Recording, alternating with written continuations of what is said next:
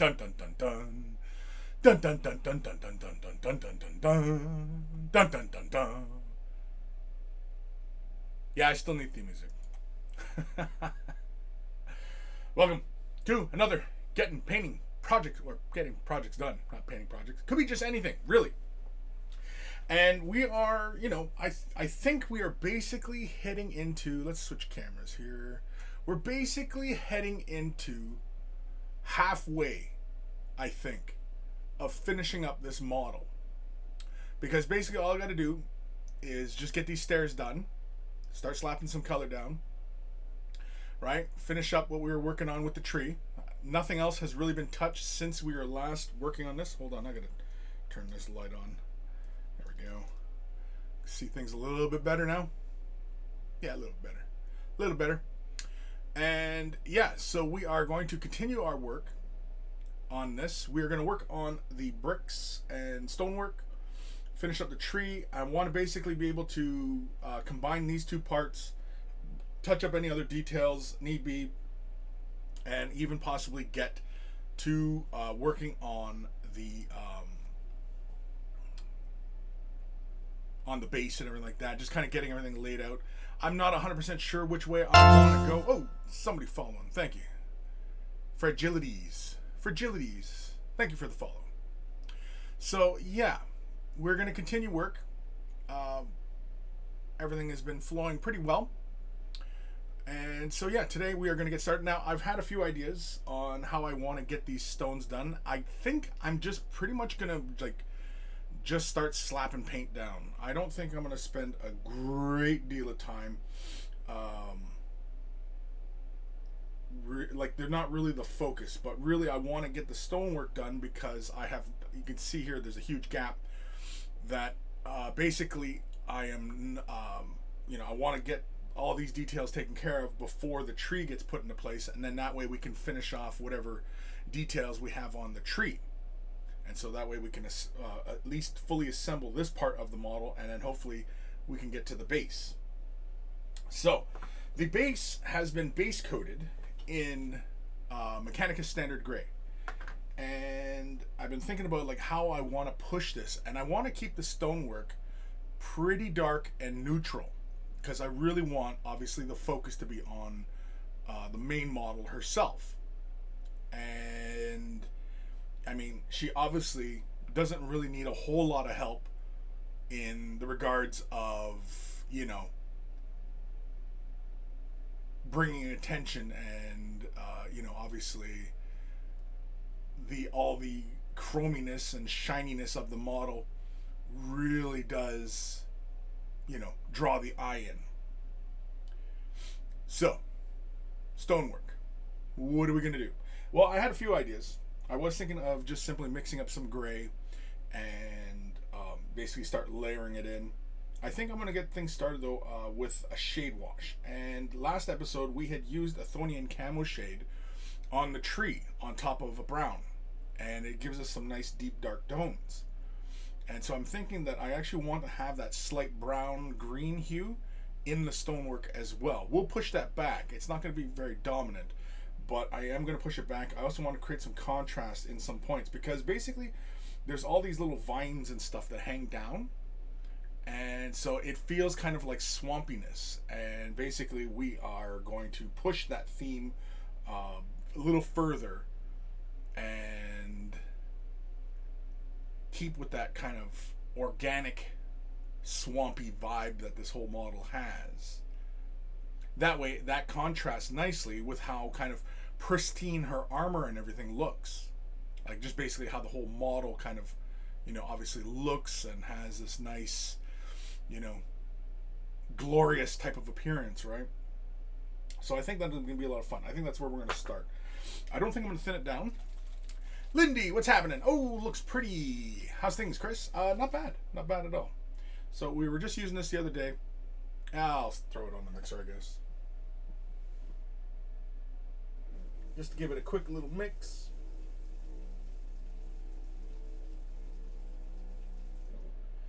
And let's begin. So I'm going to quickly remove the tree. It wasn't attached very hard, although apparently I scuffed something up. somehow. Thankfully, it's right up against the model, so I'm not too concerned about it. But yeah, and that's where we're at. That's where we're at.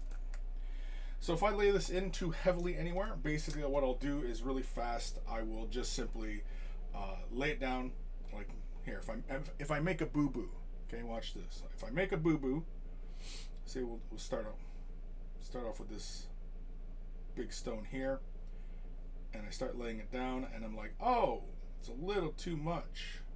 Also got fuzzies on there, so I'll quickly dry off the brush, and then quickly I'll just kind of feather out the color away from areas in which I want to be somewhat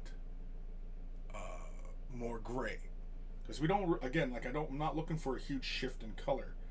I just want to throw some darker values into the recesses, and that's all we're looking for.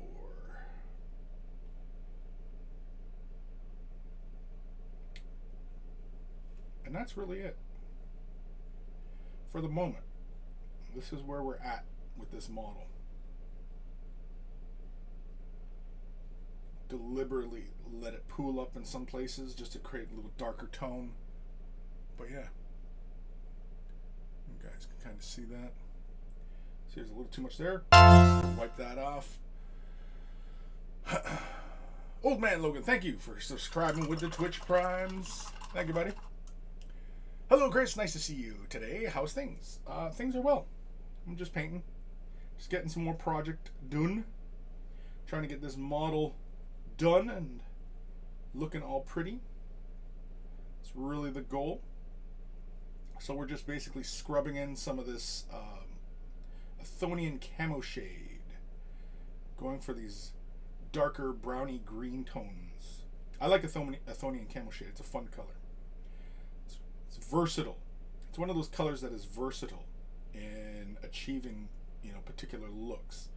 In this instance, I think this is really one of those things that it does excel at.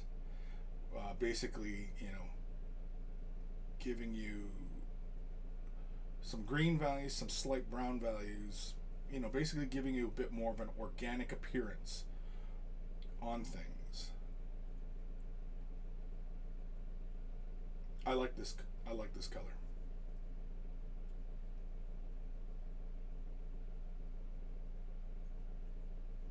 But yeah, that's it. We're just painting. We're just getting stuff done. That's the goal. Getting it done.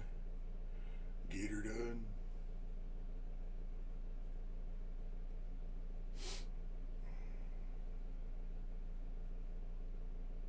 Just try to be very careful as we approach the model herself.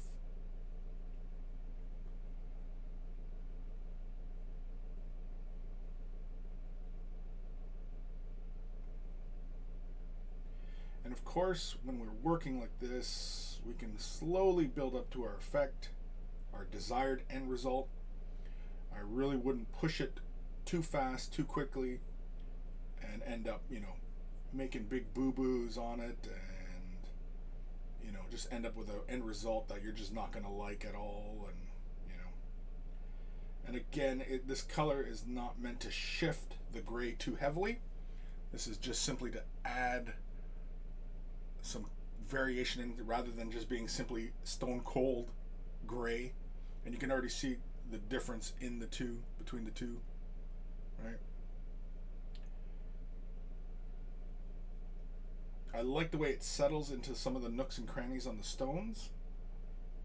It already kind of gives you that slight organic, mossy like feeling just because of the green values. I was considering doing some kind of light sourcing. Holy carmoles. Thank you, MS DOS Fair2. Thank you. Hello. Thank you for the follow. So yeah, we're just basically going to continue to move around, push this color around, trying not to ruin what we've already established onto the model. Trying to be very careful as we hit some of these other little nooks and crannies. push some more of this color here. Some areas I may, just for aesthetics reason, push some of the values a little darker, just because. But yeah.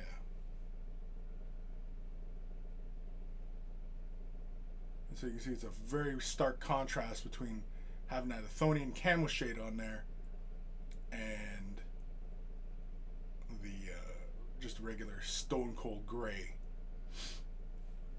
Again, like I said, we're not going to probably spend a great deal of time on this, like on the stonework itself, just because, you know, I really want to get to other parts of the model, so I'm not, you know, I'm not going to fret a lot of this stuff.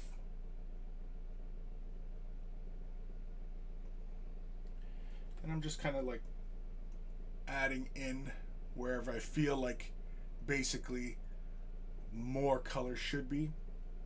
Deeper, darker. Pushes towards the green, but again, it's not going to stay this value. It is going to change. It's not going to be this greeny brown quality the whole way through. The underside here, I am going to apply a little bit more aggressively.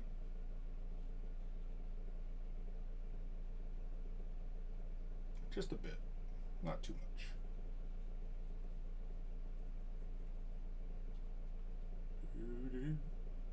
Yeah. Now the slight green should play nicely with the purple. Now it doesn't show up on camera very well, but all these kind of blue values you're seeing, they're actually more of a purple. But it wasn't quite purple laid down. It was a magenta and cyan that we laid down. If you watched the previous episodes. For anybody who is, you know, curious as to how I've been painting this model. Kim, hey guys, did you see that Samsung is doing a pre-order for the new phones with foldable screens? I did not. I don't usually follow a lot of tech stuff. I know on YouTube, I listen to, or I watch, like Unbox Therapy, because he's kind of fun to watch. Marquis Brown, or Marquise Brown. Can't remember what the hell. I think it's just Marquis Brown. Anyway, I watch him. That's really it. Way back in the day, I used to watch Tech TV. That was a good channel, but that was when people watched TV. Nobody watches TV anymore. Which I'm not sure if that's a good thing or a bad thing. I'm just getting... Oh, shit. Oh my god, I just shot it all over myself. Closing the lid, it just shot out. Because I almost spilt the son of a gun. Almost. Not quite. But almost. So I'm just going to quickly clean up here. There we go. Lindy, you should watch Austin Evans too. Really funny guy and learn stuff too. Sure. Post a link in the Discord, bud. Kim, for me, that means we get TVs that we can roll out on the wall in a year from now. Yeah. Shot it all over myself. That's what she said.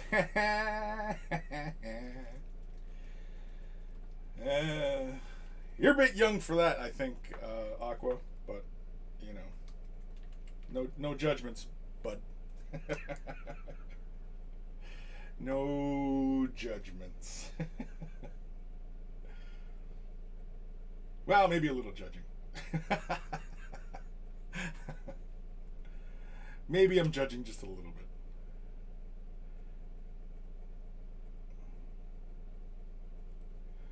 So we just quickly keep scrubbing the color in. This process, I mean, once I'm done and it's all set and all dry and everything like that, basically I will give it a second look to see if I want to push the color deeper or what have you. Like some of this stuff, it's not really necessary to even paint it because, well, it's hidden behind a tree. But for continuity, I'm doing it because, well, it should, right? For continuity. Won't somebody please think of the continuity?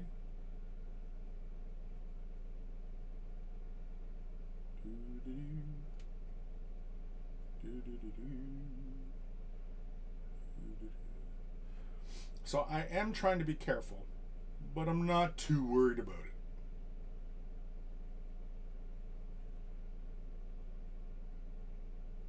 Get some of this stuff on the sides. Yeah, see, there's a heavy amount there. Oof. Oof. Yeah, there we go. Just some more in some visually interesting places. Just letting it fall right into, like, you know, the deep areas. But yeah. Oh, there's still some in the cap. God damn it. It just shot everywhere again. Son of a bitch. Anyway. Heretic Scott, howdy, Monkey King. Christ, what did I walk in on?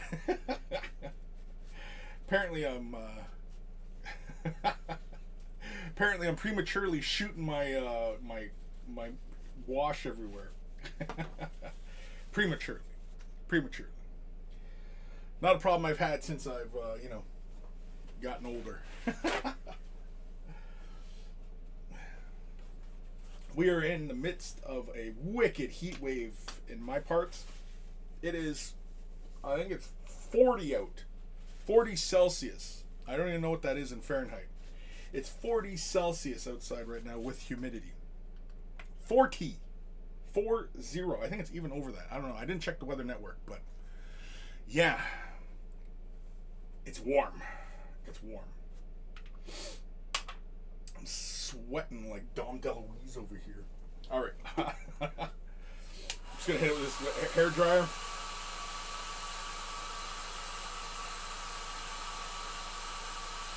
MS Nosferatu. 104?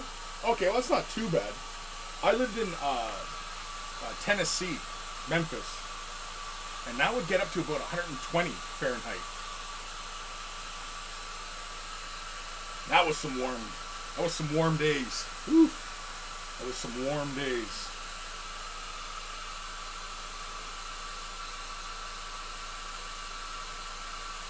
Heretic Scott, shooting prematurely, huh? We're here. We're here if you want to talk about it, yeah. Well, since a trick that really worked for me was thinking about baseball.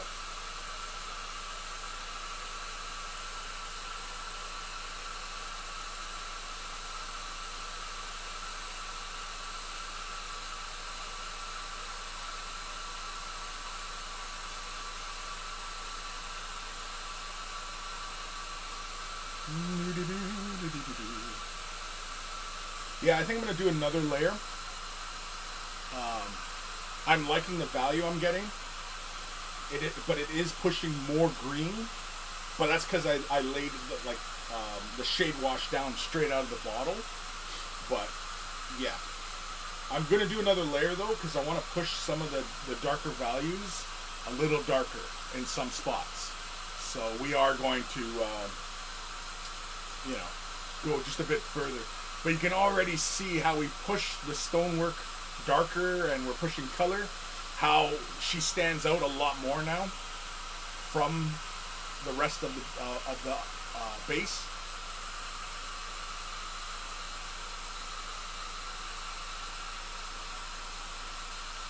A couple spots there where it's just a little bit still a little thick.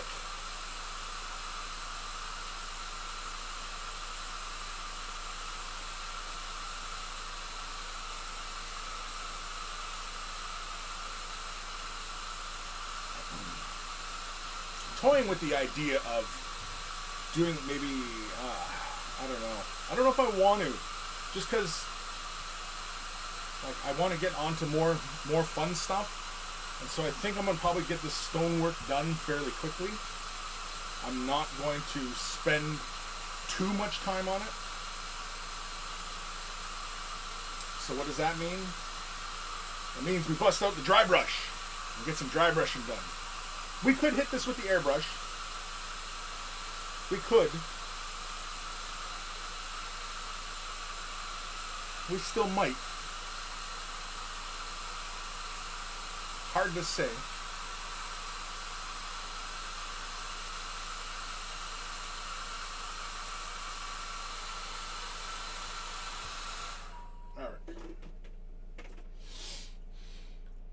Old Man Logan. Ouch, with humidity. Yeah. Heretic Scott swinging bats. Yep. Again, like I said, baseball really helped. Kind of just just helped with a little bit of focus. Anyway, all right, we're gonna do a second layer. Basically, all I'm gonna do is apply this really where I want shadows to get just a little bit darker. So I'm gonna apply like kind of under her foot here, along the sides of the walls. Kind of push it on the sides here. Just get some more variation on some spots that just look like they need just a little bit more shadow and darkness. Now, normally I caution people on relying on shade wash to produce your shadow values. You've probably, anybody who's followed me for any length of time has probably heard me say that more than once.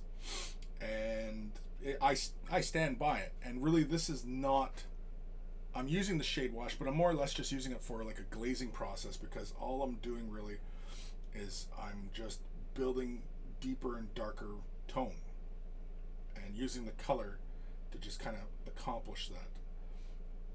I lay a little bit down and then I just quickly feather it off. We might come in and hit that again.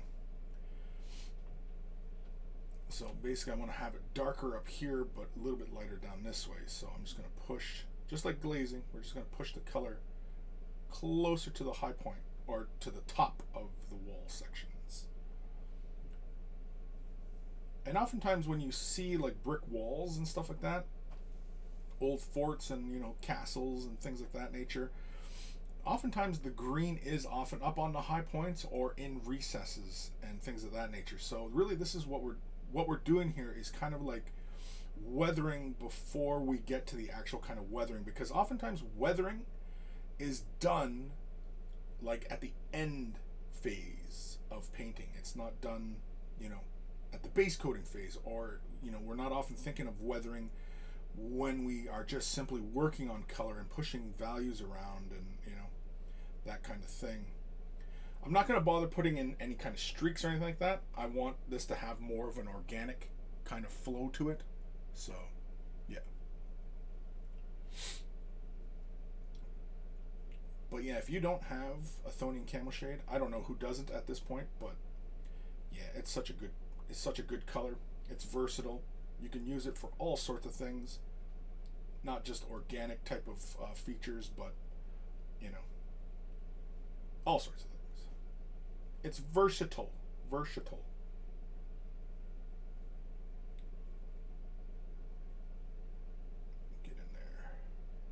Get in there nice and deep like. I don't know if you guys can see what I'm doing very well, but anyway.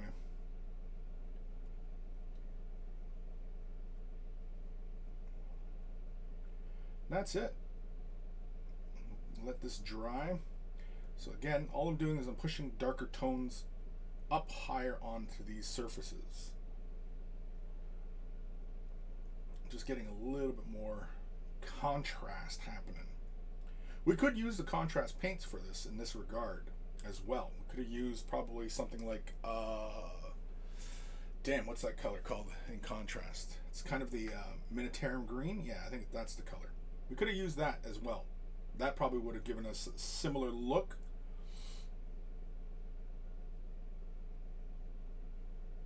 But we're not. We could have, but we're not. And just for giggles, I'm going to push it darker to one side of these little faces of these steps. Just to give the idea of a gradient. So I'm only pushing the color one side of those stones, right where you can see like the kind of text work kind of thing. So just one side of the stone. And if I push these stones here that face upwards, they give the stones this way much more brightness and creates separation, and yeah. It's all in good fun. And just a little bit more color there. Yeah.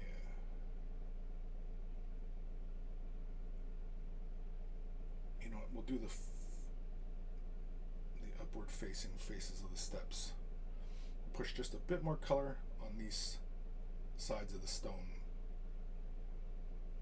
Just because. Just because. And again, if you feel like you've put too much color down, you can always quickly just dry your brush off and then just feather it off. Feather it off, feather it off, feather it off. And that's it. Really all it is just glazing. I mean, you can use the shade wash to, man, that's still splitting out everywhere. You can just simply, use the color to hit the area, shade wash it, and move on. Or you could be a little bit more deliberate and push color and tone and values where you want them, and go for an interesting kind of look. Which is what I am doing. I'm gonna hit the hair dryer though.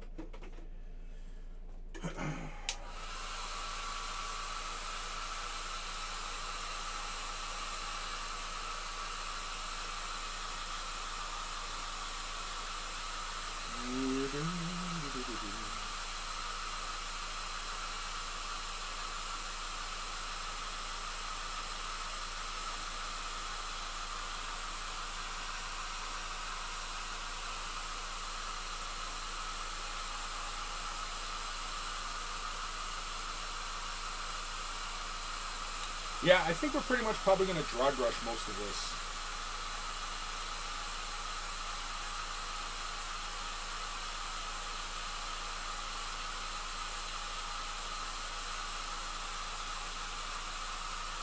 I think that's what we're going to do.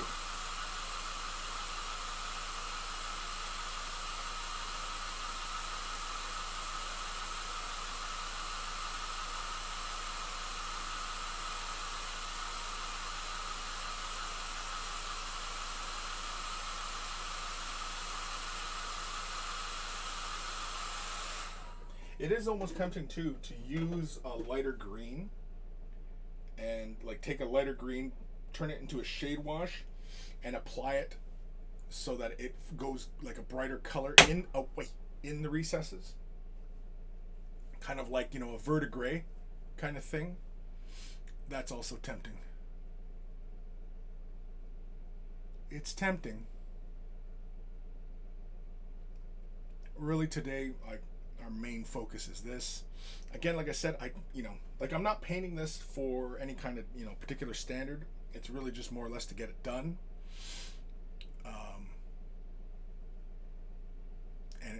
And make it look cool for pretty pictures. That's the other one. So, we shall, Mechanica Standard Gray was the base color. We can add, you know what, we're going to lighten it up. We're going to use Mechanica Standard Gray, and we're going to add a lighter green, off green. Kind of like, what could we use? Elysian green? Yeah, we could use Elysian green.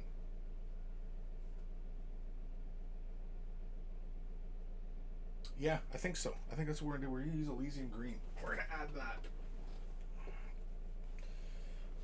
Just a bit. I think in like a 2-to-1. We'll add. Yeah, because see, the values of them are somewhat close, but the Elysian green is a bit lighter. So, yeah. Because basically what we're going to do is we're going to dry brush this first color. And then we'll probably come in with either a light gray or a really pale green for our final highlights. And if it looks like crap, well, we can always, push, different clear colors on top and, move the color around. And if we don't like how it looks. I'm just giving it a mix.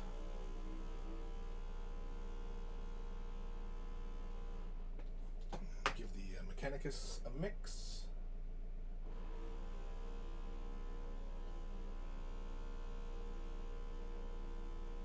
Now, because we're dry brushing, we are going to have to be a little bit careful because the model, we don't want to hit it. But thankfully, with dry brushing, the biggest concern is hitting the model. But with dry brushing, it shouldn't be too bad because usually all it is just more like dust particles, kind of blowing around and gets on surfaces.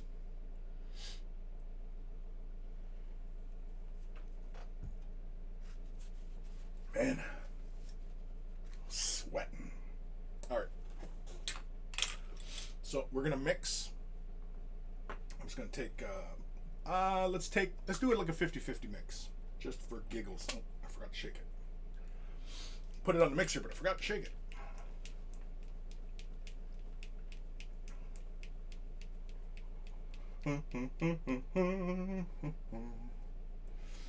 Yeah. Mix. We'll throw it right here. Give the Elysian just a quick little shake.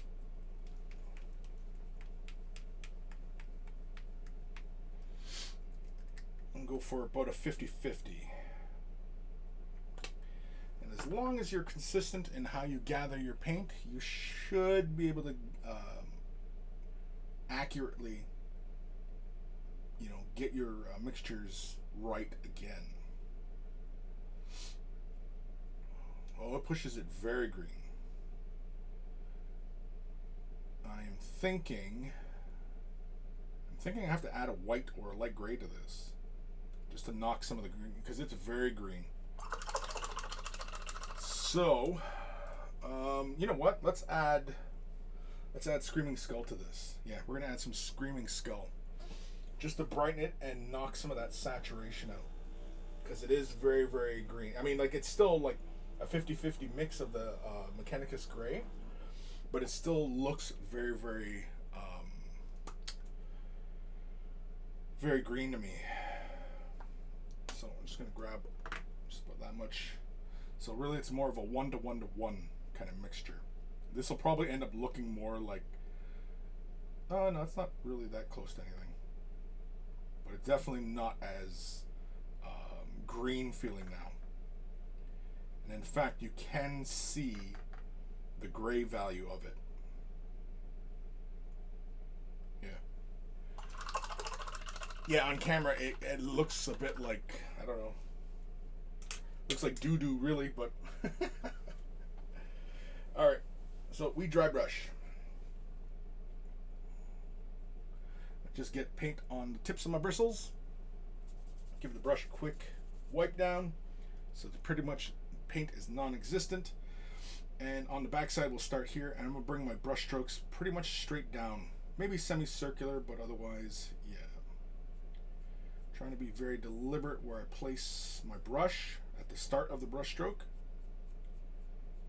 And really the whole point is just to capture the high points of the details. If need be, I do a kind of a diagonal brush stroke.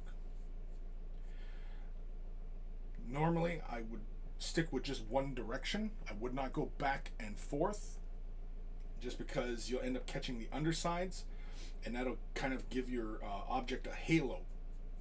And you don't really want that. You want to keep your brush stroke in a single direction. You're only applying it in one direction as you dry brush. Or on an angle, but otherwise I'm doing this in a downward brush stroke.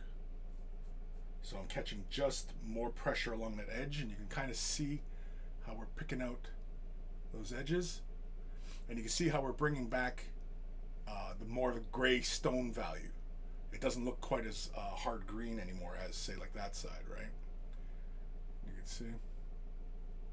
Again, though, this is a very, very light dry brush. This is not a lot of paint on the bristles. This is just to bring out those edges and bring the value of everything back upwards again. So again, I'm staying in a downward brush stroke, All I'm looking to do is catch just that top edge of a surface. I don't want to hit the bottom side too much.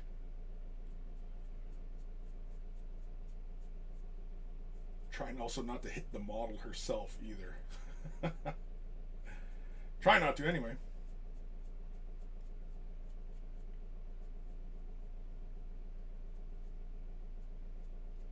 As we get closer to the feet and everything like that and the rest of the model, we will have to switch brushes. I'm also going to do a little bit kind of back and forth on the upper surfaces of the stones. Yeah. So now you can see it's just really, really fast. It's more or less just to grab those angles, high points, and also bring out the stone texture as well. That's the goal here, is we're really looking to bring out the texture.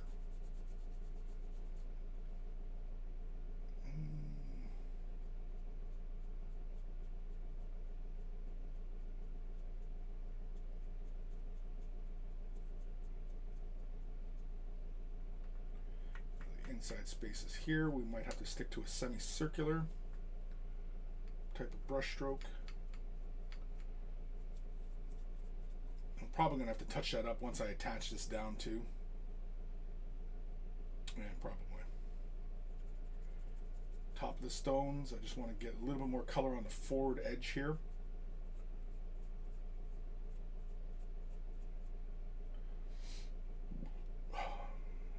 Get a bit more color. Again, you can see how dry brushing is quite a subtle technique.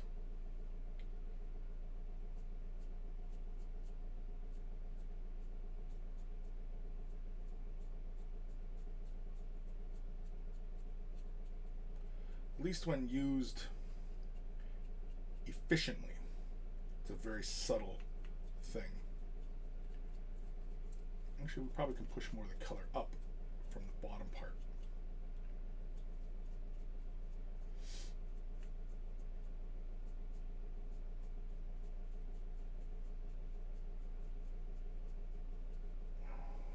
Just like that.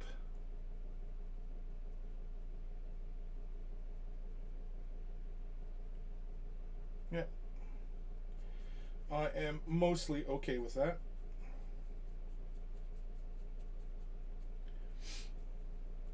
Now we're going to grab, just going to give this a quick rinse. Oi! Heretic Scott. Streaming. Thank you. I think. I don't know. What are you doing? Oh, you just started hosting. Gotcha. Alright, we're going to take a small dry brush, because there's one stone in between her legs there that we want to get to. So I'm just going to grab a little bit of color. Wipe a majority of it off, and then we're just going to catch that inside there. So I'm just using a small dry brush for this. Anywhere where I want to intensify color, but I don't want to risk hitting the actual model herself, I just use the small dry brush. Anywhere really I want to, pick out anything as well that might be of visual interest, or maybe push a little bit more color. Like at this edge here. Anything like that. Anywhere I probably couldn't have gotten in properly as well. Like some of these little spaces inside here. Where I want to push just a little bit more highlights.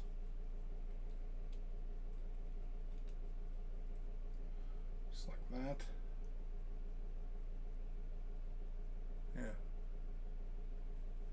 I already got shit that you made me shit myself. Yeah. All right. I like the true metallic on this model. Yeah, it's a lot of fun. I mean, it's chrome. It's chrome paint, but I also did a non-metallic metal effect, like on the swords. Right? You can kind of see like the blue cast in it. So, yeah, we did that a few episodes ago. All right.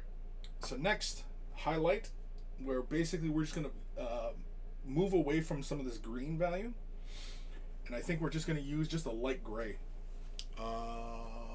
Let's use Administratum. Yeah, let's use Administratum.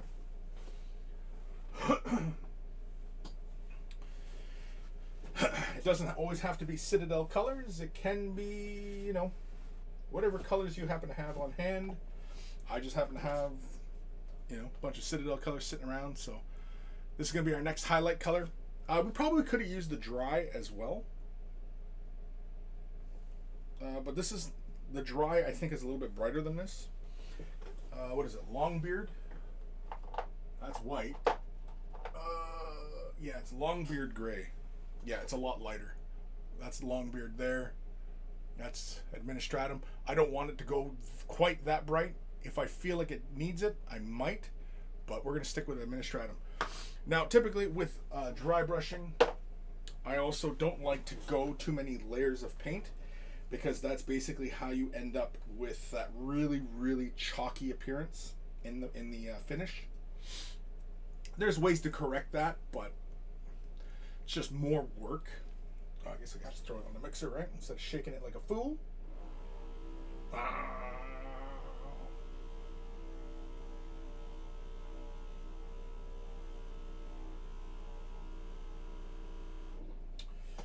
Yeah, so we're going to bust out Administratum Gray. We're going to slap this onto the palette, and we're going to use this to dry brush a little bit. I probably can use the large dry brush.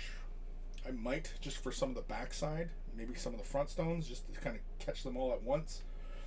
But yeah, I think we'll probably use, maybe I should probably, screw it. We'll use the big one. Because the backside should be fine to use just the big brush. So we're just going to grab a nice little dollop. Eau de color. Slap it right here. No thinners, nothing added. Paint straight out of the pot. Typically, whenever I'm dry brushing, I usually use soap and clean the brush between bright colors, but because the last color was somewhat dark and we're going with a somewhat lighter color, I'm not too worried about it. Like color transference. Basically, it's color transference that you're worried about in those instances. So really fast. Yeah, there's quite a bit of moisture in the brush, so I'm going to have to wipe this off really, really good, because the residual moisture in your brush will thin the color down, and so if you do start dry brushing, it'll streak, and you don't want that. Not typically, unless of course it's part of your painting process for doing stuff. But anyway, so here we're just going to go boom like that, like that. Being very, very light-handed, very, very light. That's the key to dry brushing, is keeping a very, very light hand.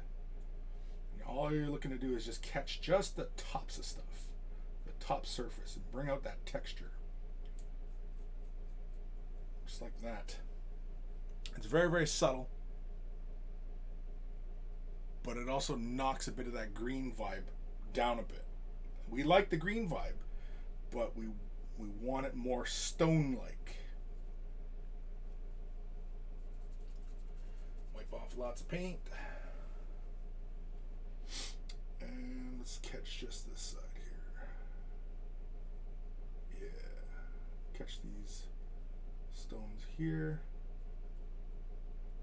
Stone there.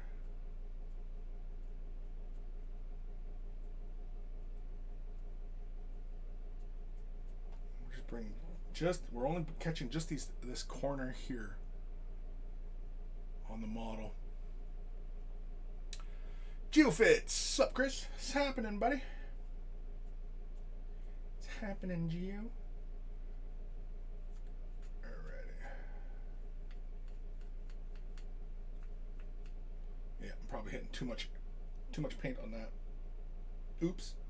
I'm gonna try and catch some of the front edge here with this, and in fact we're going to do a backwards motion as well, so we're going to go back and forth rather than just trying to pull in one direction. Really all I'm looking to do is kind of catch the front parts of the stones. just like so. Yeah. That's it.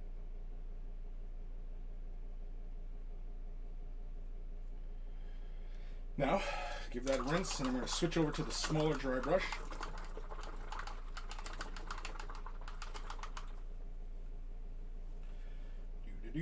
Dry off. Smaller brush. So we're switching over to our smaller dry brush. This is mangled, but a dry brush will always get mangled. It's the nature of the process. So you don't ever want to dry brush with good brushes, like brushes that come to a good point. You don't ever want to do that, just because you're just going to stress yourself out later on in your painting, just because your brushes are all mangled, and it's annoying. So really all it is I just want to get into some of these spaces here, and maybe push some of the color on the upper corner here. Yeah, just like so. Push more of that gray value. Yeah, just to add a bit more of that stone quality back to it. Yeah. Again, we could go back and forth and really kind of build up some texture, but we're not.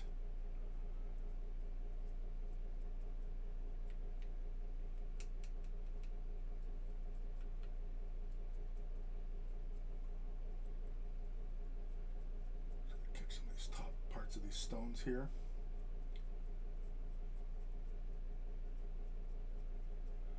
And again, all this is really is just to make the stone work for us, and just allow all that texture to play and give us some really interesting values there, right? That's it. That's all we need it for. And really that's where dry brushing does excel.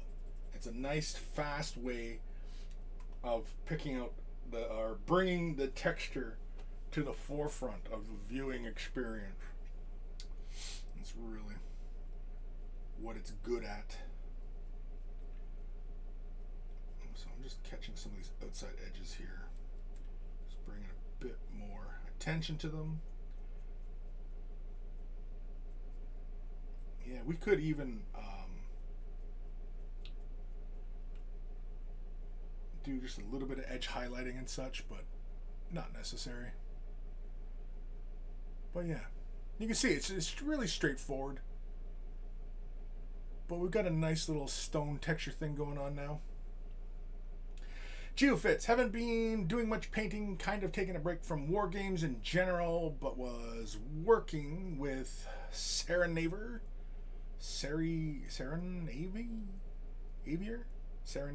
Anyway, on some stuff a couple weeks ago. We are kind of working on Joint Beastclaw Raiders Army project. Lots of big beasties. That sounds cool. Yeah. Whatever you guys get done, share it in the Discord. Or just share your work in progress. Feel free to share. Alright. We're going to push a bit more color on these sides of the stones, just because I want to bring some of that texture forward.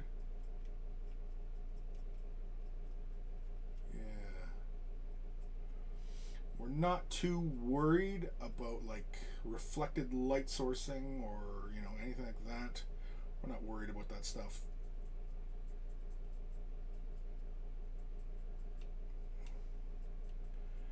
I am treading pretty close to too much dry brushing though. Just after I was just mentioning that you should be careful not to dry brush too heavily. Yeah, I'm starting to run that risk. I can see it building up on this surface here. It's just starting to look a little bit chalky. I don't know if you guys can see that okay, but yeah. But anyway, there we are.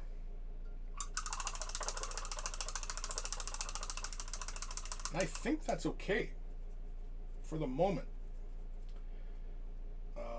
Yeah, I think that's okay for the moment. I think we're pretty close to slapping the cape on. The cloak. Right? I think we are.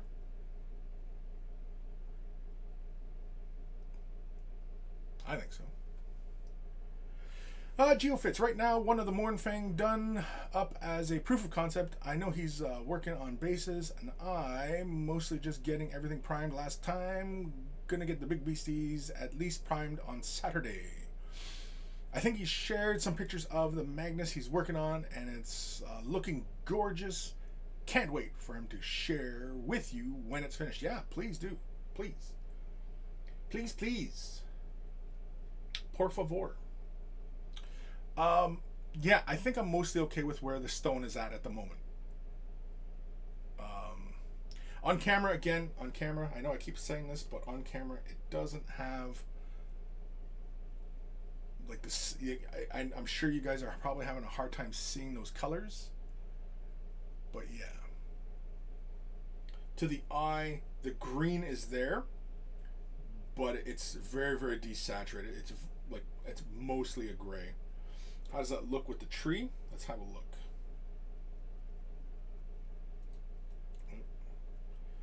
Get in there.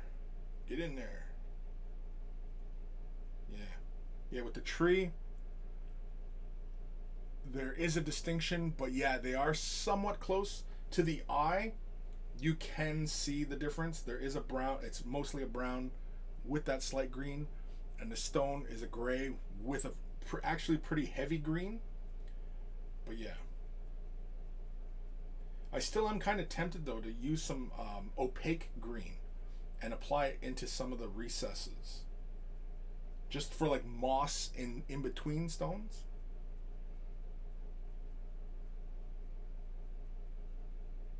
I think the tree's ready to go into place. No, got our little murder squirrel, and yeah. All right, should I pull the trigger and attach her? I haven't glued it. It should just pressure fit. I'm gonna see if I can pull her off the base or my painting handle here for a moment. Yeah, you know what? I'm gonna clean that up first. Get some of that off. Basically, all I'm doing is I'm just taking my sticky tack and just. This actually sticky tack is getting pretty used up. You can see it's even kind of getting sticky to the skin and everything. But anyway, yeah, we're just going to pull some of the sticky tack off the bottom here. Oop, let's fix that. Come on. Come on. Come on. Well, I guess now once the tree is attached, I guess we can attach this to the base, right? Am I getting this down properly? We can attach this to the base. All right, so very carefully here. We are going to push that into place. Oi! Oh, Roland over on YouTube. I'm not on YouTube, am I? Am I streaming to YouTube again? Yeah, there we go.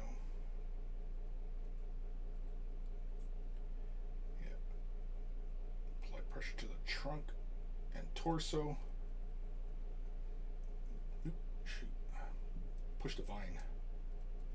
There we go. Attaching properly. Yeah, there we go. Try not to crush any detail. Oh, there we go. Torso snapped right into place. Love when you hear that. Which means the tree trunk should go right there. Perfect. Oh, that seam is seamless almost. See right where it connected up? Beauty. Beauty. Yeah. Yeah, if need be, we can still kind of get into some places. I was worried about the murder squirrel, being able to paint him, but I can still get to some spots in there. There's some areas on him that you're not going to see anyway. I'm not going to spend a great deal of time on it. But yeah, I was more concerned with the torso meeting up and lining up properly. Oh shit, we still got to do the comet tails on her hips, because I want to do them just like all the other comet tails, right? But yeah, that's that. So that means, whoop, she's falling all over the place now. There we go. So that means that we have to attach to the base. Now, where's the base?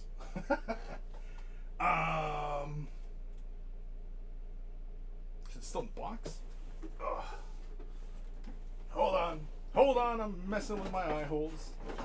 Wait. All these sprues. I know, first world problems, I know.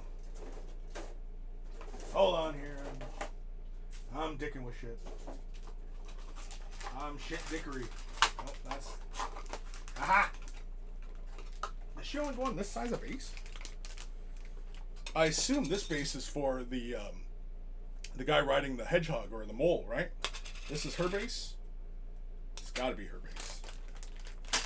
Now I gotta bust out the manual because I don't know which base. It's gotta be. It's gotta be.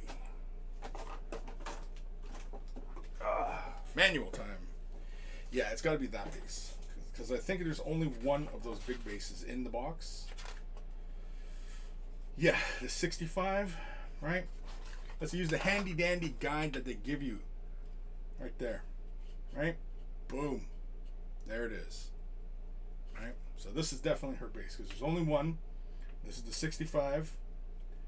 Right? Right?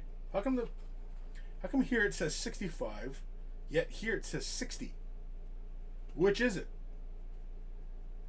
Because this lines up with 60 perfectly, but it says there's a 65. Where are they getting that value from? See what I mean? 65 above, but look at the lines, it says 60. What is going on here? G-dubs, what's going on? We're losing a 5mm somewhere. I want my 5mm. I demand it. Anyway, all right. Enough goofing around. We're going to attach to the base. I'm not worried about priming the base. I mean, we could, but it's not, it's not really necessary because we could prime it by hand later. So I'm not too concerned about that. Sorry, it's just a bag of bases. It's a bag of bases.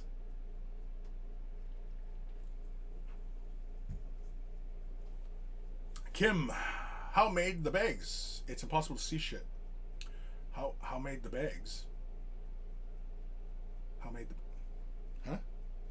Huh? I don't know what you mean.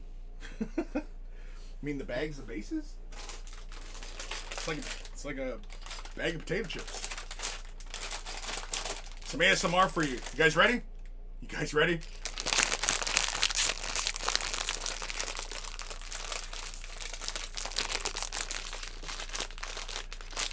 Everybody with headphones is tripping out right now. Okay. Shit, what was I doing? Right, I was gonna check, see which way this base lined up with her. And yeah, Heretic Scott, is this the Dominion box? Yeah, this is the Dominion box. It is 60, they don't make 65mm. But then, why does it say 65 right there? Yet, it only goes to 60 on the sizing guide. And the base lines up with this properly. So why does that say 65? And that also says 105. But it's 105 there. Oh, I don't have the base anymore. But yeah, 65 there, right? And 60. 65. 60. I mean, it's not... Oh, right, I was going to see which way the orient... I keep pulling out this instruction, but I'm not referring to it. Too much gum flapping. I guess the way just the holes line up, you just slap it right in. And then we put that little rocky thing in the front. Okay. Yeah, I was initially thinking that maybe we do a... so I think it lines this way. Right? Because these should line up. No, they don't. They don't line up. So it must go this way then. Yeah, that's the way it goes. Alright, we're just going to slap it in. I'm not too worried about gluing it or anything like that. I mean, we could if we wanted to, but I'm not too worried about it. You know what? I'm just going to press fit it in for the moment. Screw it. We'll push it all the way in. Well, I was going to leave like a little bit of a gap because I'll probably use some texture paints and such and, move that color around. But anyway, yeah, I'm going to slap the rock into place. Now, the rock we have not touched at all with color. And it was primed, but yeah. My little handle there is off. Which way is this rock get oriented? Son of a gun. Oh, all these things. Looks like Tiny Rock is facing that way and Grass Blades are facing outwards. Right? So it's kind of like... Oh, it's because his little skull. Oh. Okay, I see. Yeah, so skull kind of faces out this way. Okay. So it should fit right in like so. But it's not. It's not going in. It's not happening. Nothing's happening. I guess we can fit it this way then. Right? Oh. So much difficulty. And boom. Kind of gets a little bit of an overlap. But that's fine. But yeah. There we go. She's slapped into place. I mean, if we really want to make sure she's secure, we can always hit this with some glue. But I think it's fine for the moment while we still work on it. I probably should have primed the base. Oh, and there's some rock here anyway. Yeah, there's a rock here that it needs to get painted like the rest of the rock. So we'll do that. I think we're going to continue on though. We're going to do the vines. For the vines, I am going to use... what is it? Castellian green? No. Wallflesh? No. Yeah, I guess it's Castellian green. We'll use Castellian green because we can always hit it with Athonian Camo Shade and, bring up that vegetative type of quality for it. Vegetative? Oh, excuse me. All right.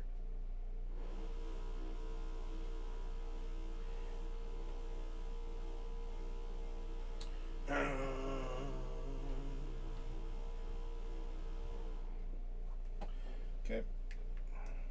She's starting to look more like a regular model now, eh? We got her on a base.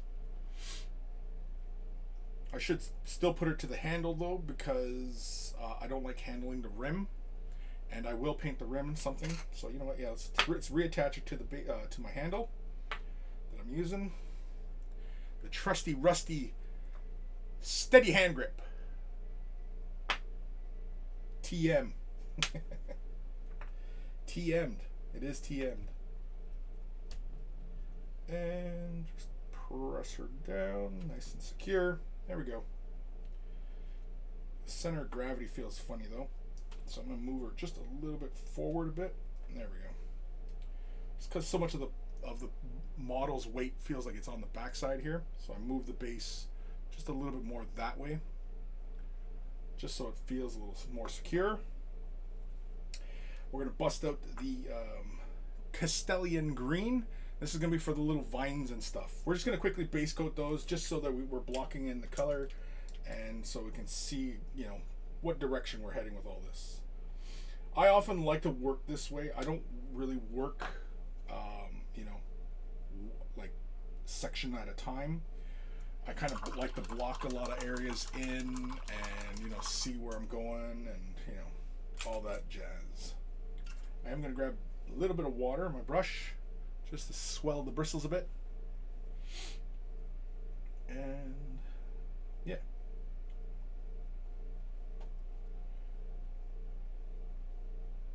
This actually might be kind of hard to see because this is going to be a similar value as the shadows on everything. Yeah, so I think we might have to hit this with a much darker color or different color. Mind you though, the saturation of it should help separate it from the rest of the base. But I am looking for this kind of quality of green though.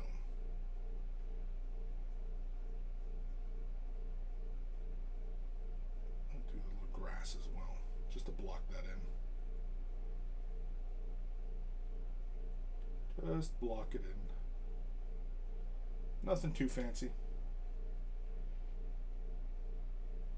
Yeah, I think we're not going to attach the model to the base quite yet, because just in case I do need to pull the model off, pull it off, and get to some hard to reach places.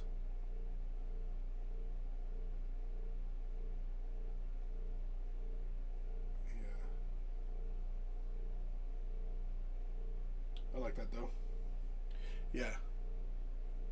You can see the green is like when you're looking at this to the eye, it is close to the green that is in the stones. But that's okay.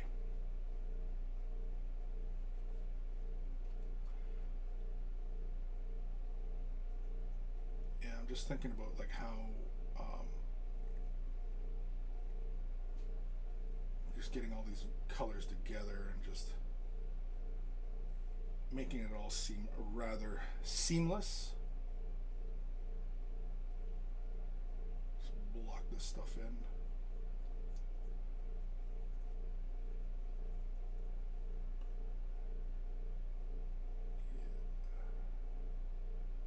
Yeah. That's the ticket. Let's get this side of the tree. Now on the tree, this should be very apparent because there's no greens on the, well, there's a hint of green in the tree, but otherwise it's not terribly distinct. Just like so. Just like so. Yeah. You can kind of see there. Got a little bit of greens in there.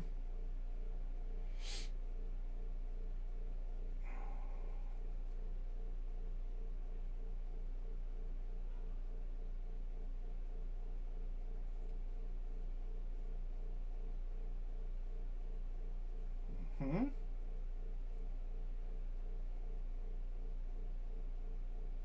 Hmm.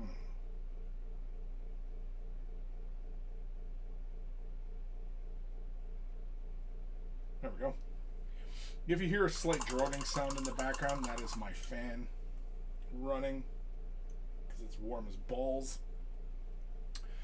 Yeah, typo in the instructions. Kim, I did see that when I build the models, but it's a typo of the 65. Well, obviously. Greenleaf terrain. Right on. This is my Pornhub.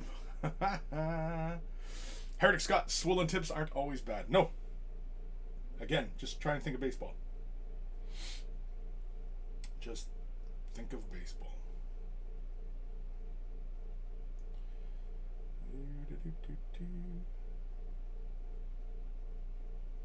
Does anybody have any thoughts on Murder Squirrel? What color the Murder Squirrel should be? No? Nobody has any fucking clue?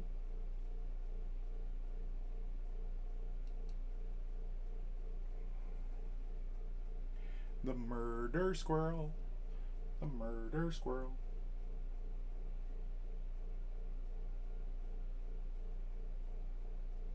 No?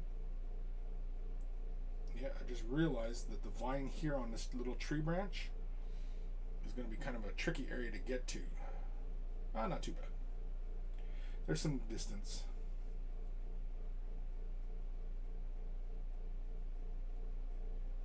Go. Can we get it from this side?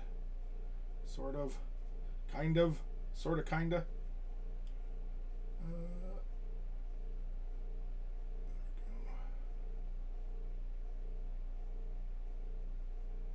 I definitely need to clean off my work area here. I got a whole bunch of bottles on the go. I don't think it's entirely necessary. Now after this model, because as we start to approach the finish line on this model, where should we go next? What project does Chris need to get finished next? I have a whole bunch.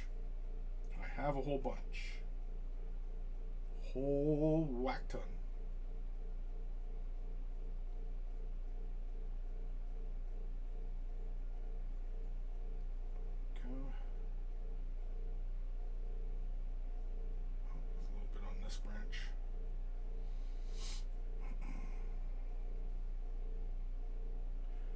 What are these little vines called on trees?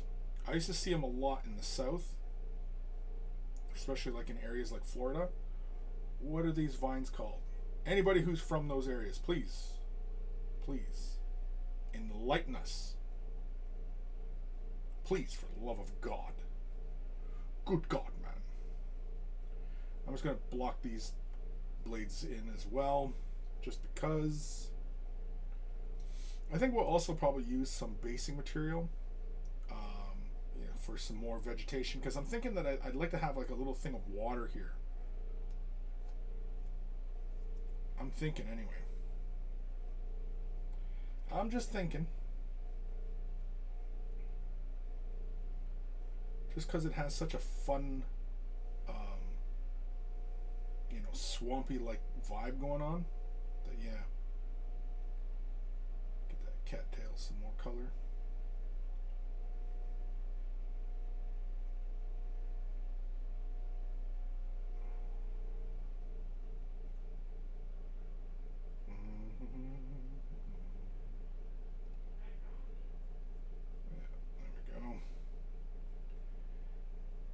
I think I'm mostly okay with all that. Yeah.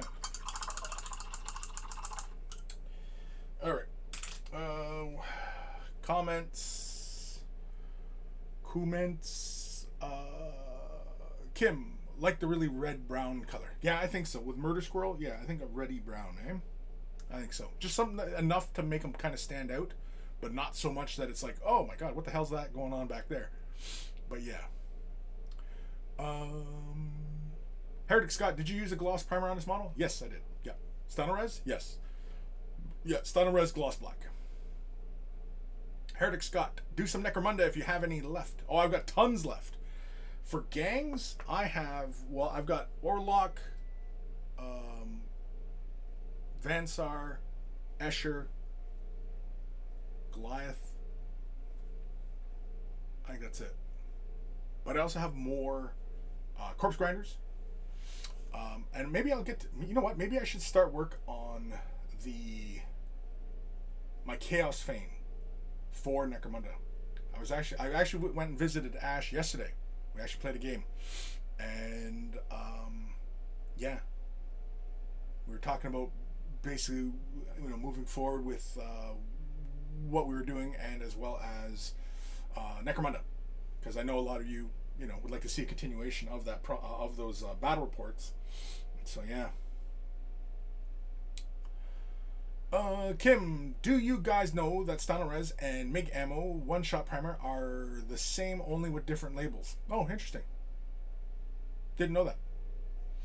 Are they bottled at the same place? Does Stynorez bottle from MIG, or does MIG bottle from Stynorez? Or interesting though. Heretic Scott, really, that's interesting. I'm looking for a new gloss primer at the moment, and I don't like the Vallejo gloss primer much. I have not used the Vallejo gloss primer, or surface primer. For a long time, I was a big fan of Vallejo's surface primer, but I've not used the gloss. But once I switched over to Stynorez, I actually like Stynorez a lot more, especially for the black primer and the gloss black. The gloss black primer from Stynorez is fantastic. It covers so nicely, it dries quickly, and yeah. I mean, I use it all the time. I'm actually getting kind of low on it, so yeah. Kim, finish the Titan you're working, or the big orc from Dominion for the next project. Old man, yes, that at Kim said kill boss on Great Nash Tooth. Tooth on the Nash Tooth. All right, yeah, I'm gonna quickly use the Thonian Camel Shade on the green Vinies.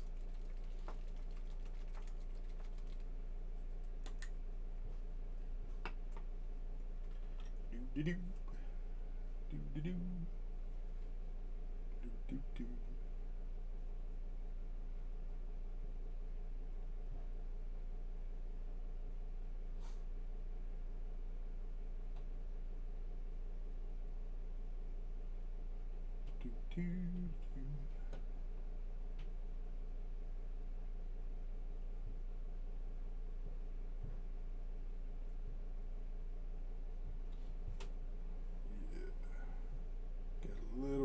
darker up where it touches the stone.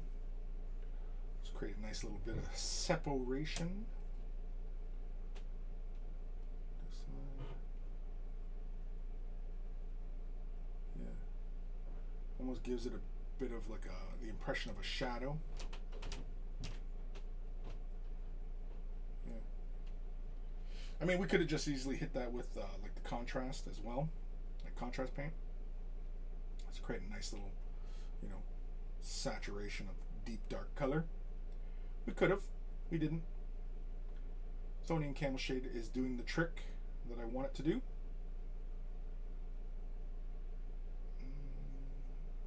Yeah, there we go.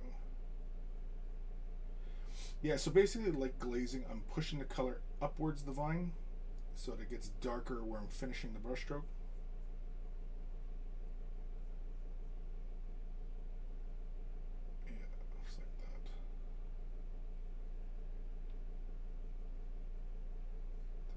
I didn't even paint that side. Do I still have some? No, I don't. Oh, I missed a spot.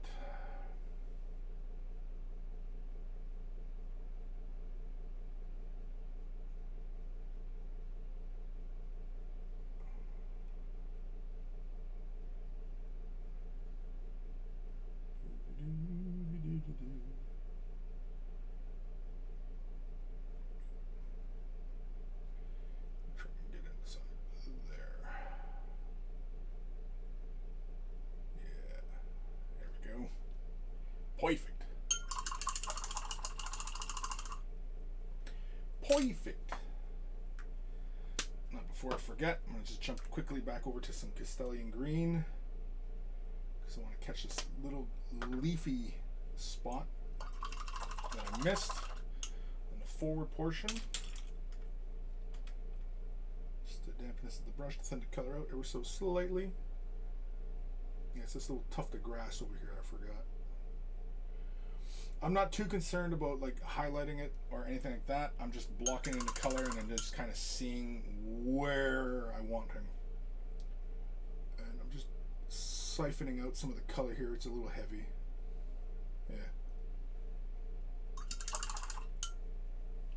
Yeah, yeah. Yeah, yeah, yeah. Can we move this light a little bit more? Go.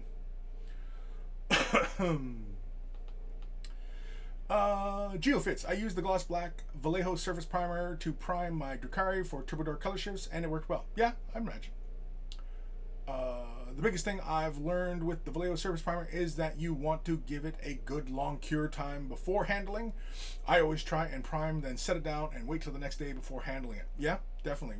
With most like urethane type of primers, yeah, you definitely want to give it some cure time.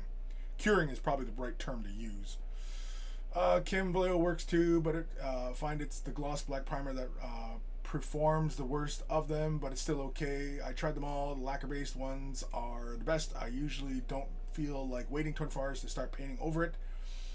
So that's why Green Stuff World Gloss Black is my go-to. That one I can paint over after an hour without issue. Yeah. That's the way I find with the Stannarez. It's usually about 10-15 minutes, and then I can work right on top of it. Did I do the priming on camera, on live stream when I was priming this model?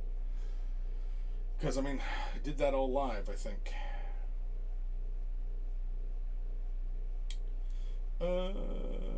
Yeah, really quickly here, I'm just going to jump back over to some Mechanica Standard Gray, and I'm going to just base coat these stones.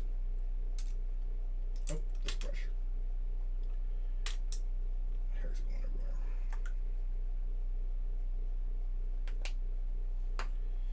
Do.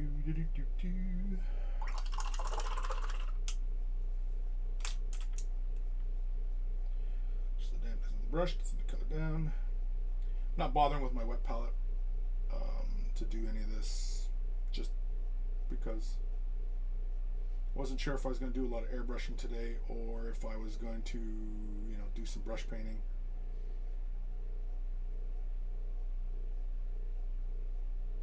Go.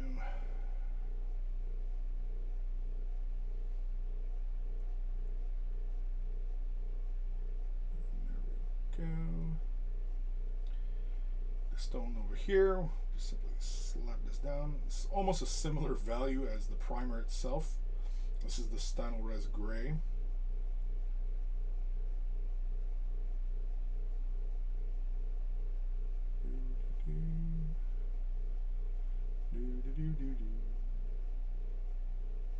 Oh, it's still wet. Interesting. Just do some wet blending with the shade wash.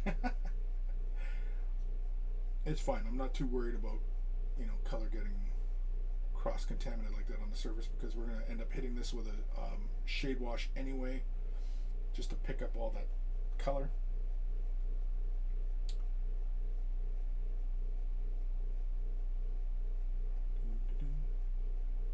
Do do do do do.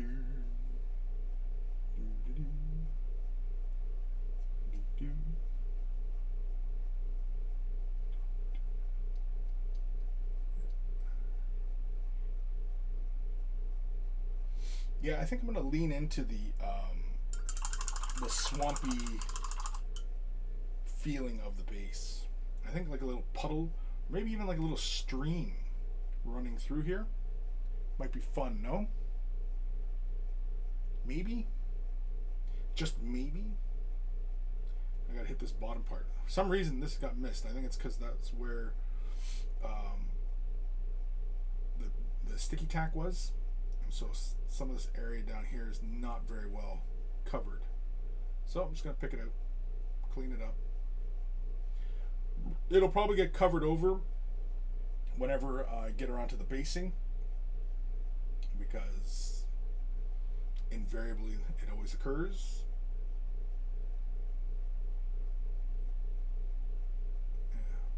There we go. Yeah.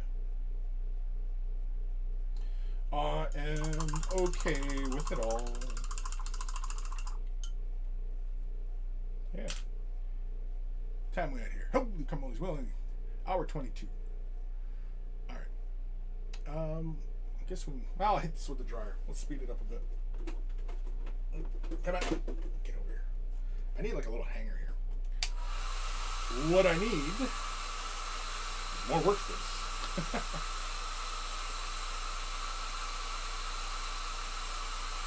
Kim, yes you did. I did? What did I do? Oh, I primed it, yeah, on camera, yeah. Yeah.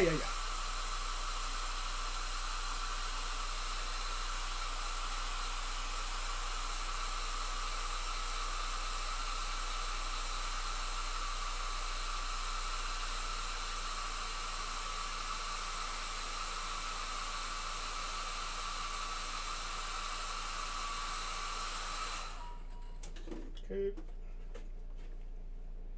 Let's bust the Thonian Camel Shade back out, and we're going to shade wash some of these stones here, and we're going to get them all looking like the rest of them, the rest of the stones.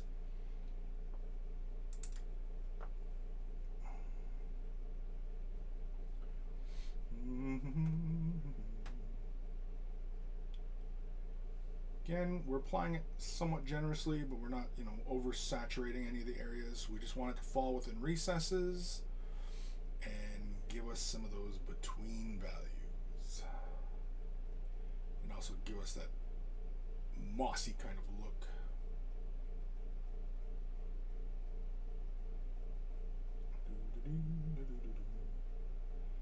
Yeah, I think we gonna really lean into the swampiness. I think we're gonna make this look really swampy. That's what I'm thinking anyway.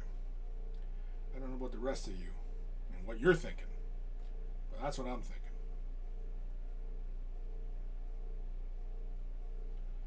Just catching more of these stones down here. There is like a sand texture around here. That'll get colored in. It's probably going to just get painted dark brown. Not to be confused with Doc Brown.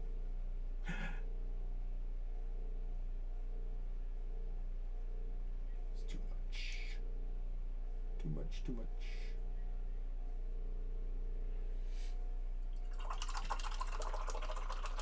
I'm still toying with the idea of using a light green as a shade wash. I'm still toying with the idea. Something like Elysian green. Break it into a shade wash and then just push it into some of the like little corners and stuff, just so that it has that mossy kind of look.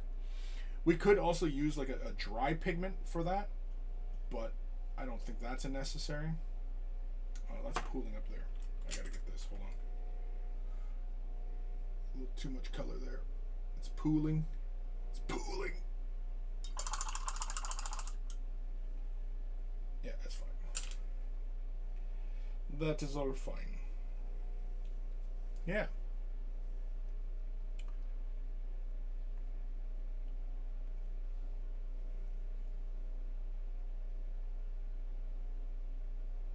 Sorry, I'm still thinking. I know. Dangerous, right? Oh no, he's thinking.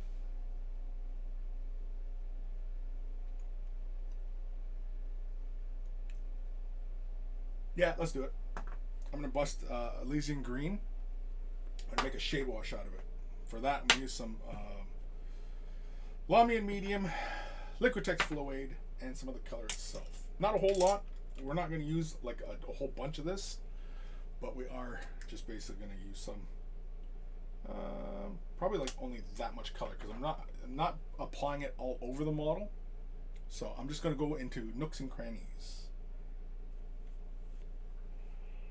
Add a drop of fluid, like that. Some medium.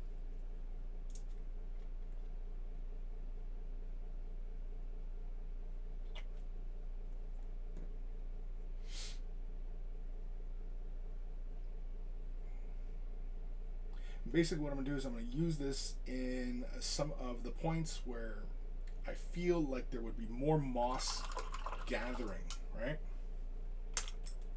So, for example, let's say a little bit more moss would, oh, crap.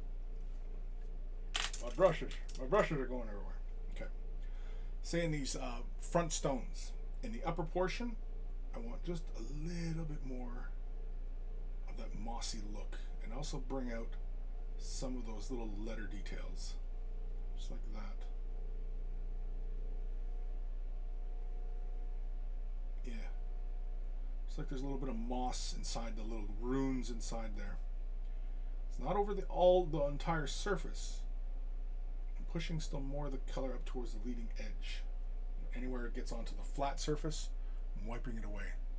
See, something like that. It's a little bit heavy up here.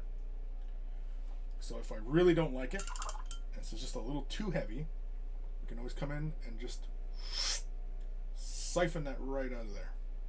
Just like that. And in fact, the more random it feels, the more natural it's going to feel. Man, if I had a nickel for every time somebody tried to tell me that one. Anyway. Let's grab a little more color. Here on the bottom stone. I'm going to go for up in the underside here, kind of like so.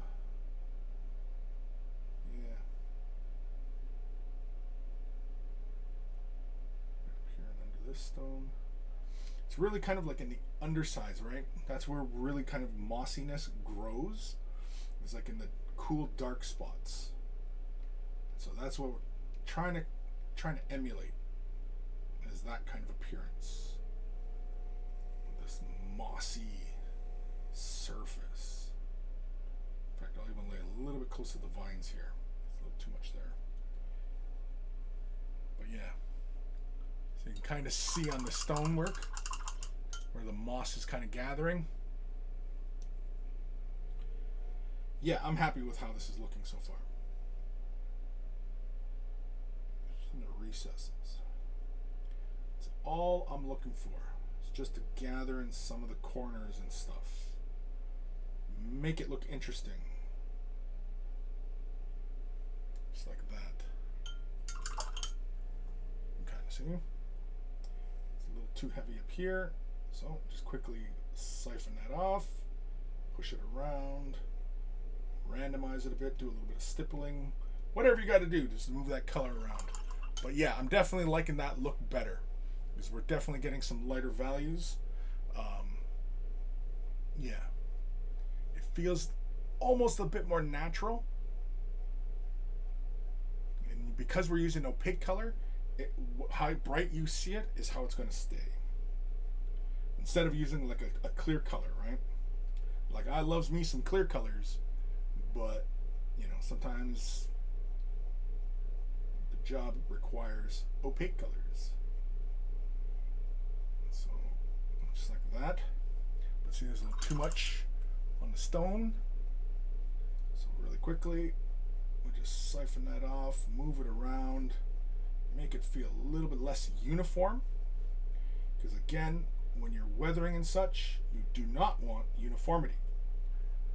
Uniformity to our eyes stands out and it looks funny, right? It looks fake. When something looks a little too even and perfect, it looks fake. What is that called? Uncanny Valley? Something like that?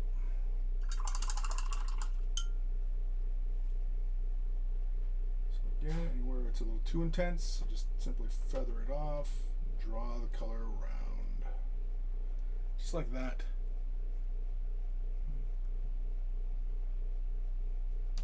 And see how we're getting a much more interesting look now. We're also layering in more and more color to push our look and what we want the viewer to kind of interpret it as, right?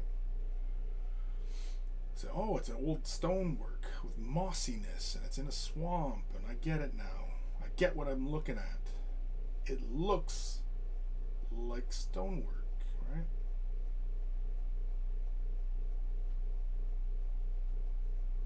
It looks like those mossy old castles.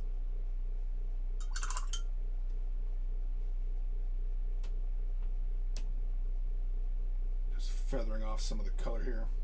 It's a little too intense in some spots.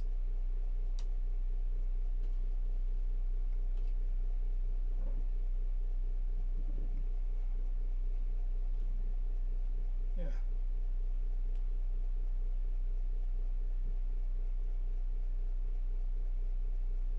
Yeah.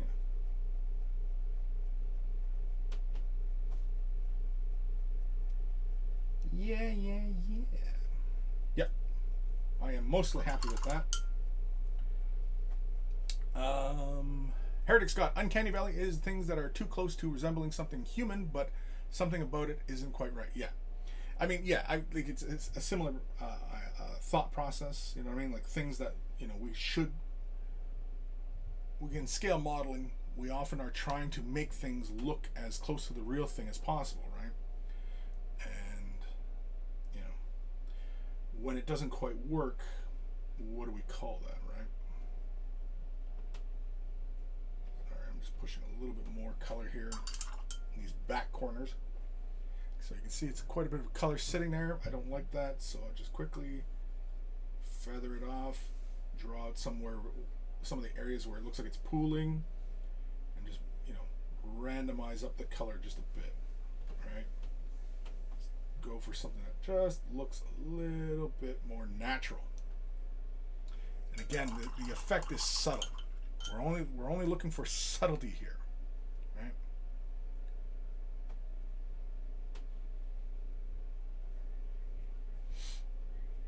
So I'll hit this one here, this one. And you can see I just lay it down really kind of heavily where I want it to mostly gather. I pick out, I dry off the brush, and then we just kind of feather it off. Now you got to do it fast because otherwise you end up with little tide marks. And most of the time you don't want that, just because it can end up pulling the viewer out of the experience, and it'll just look a little funny, right? Heretic Scott sounds like lunch is ready. Yeah, I know. I tell these guys all the time. How long have I been streaming now? For what, 3 weeks, 2 weeks? And I tell these guys, yeah, I'm streaming from this time to this time. And apparently my message is not received. Hitting the top of the stone here where the skull is. Again,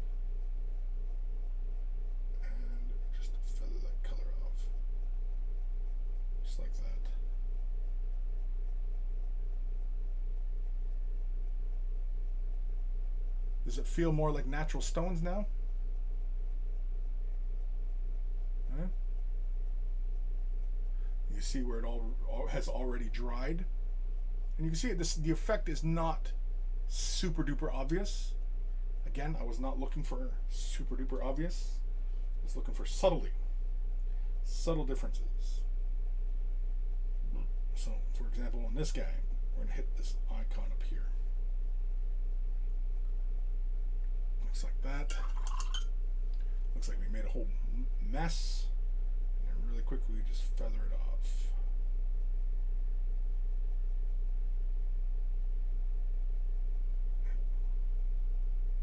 Just like that.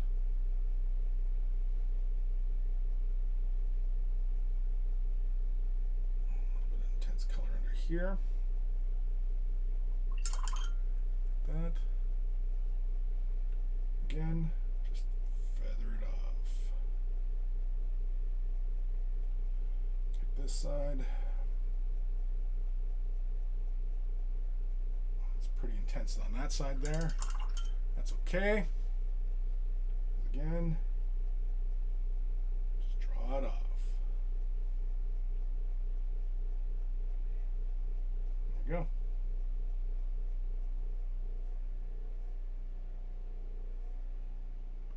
Fun, isn't it? Are we having fun? I hope we're having fun. I'm going to do this one right here. Just a little bit on this rock. Just like that.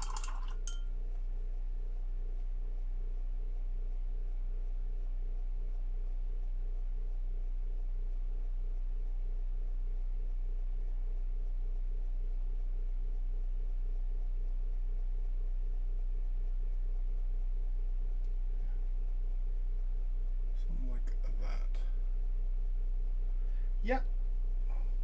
I am mostly okay with all that. I think I want a little bit more up in this area here. And we're running low. We're running low. Oh, we're running low. Some of that there.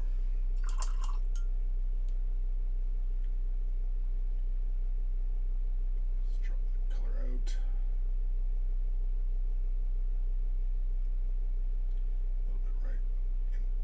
Upper corner. Yeah, I just want some more of that. More intensity up in the corners is really what I'm looking for here.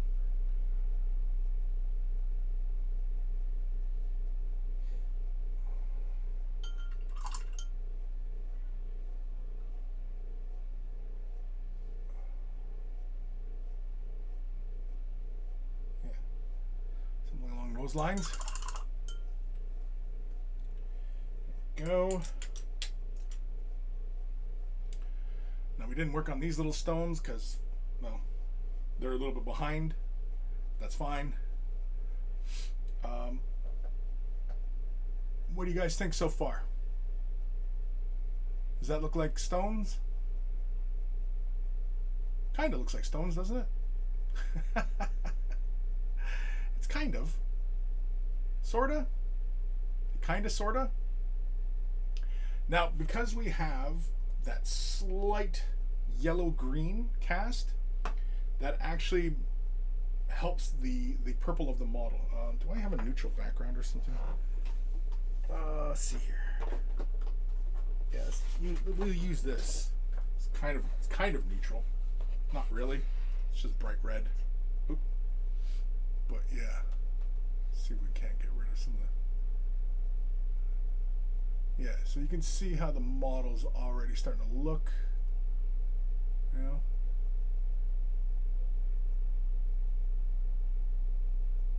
Yeah.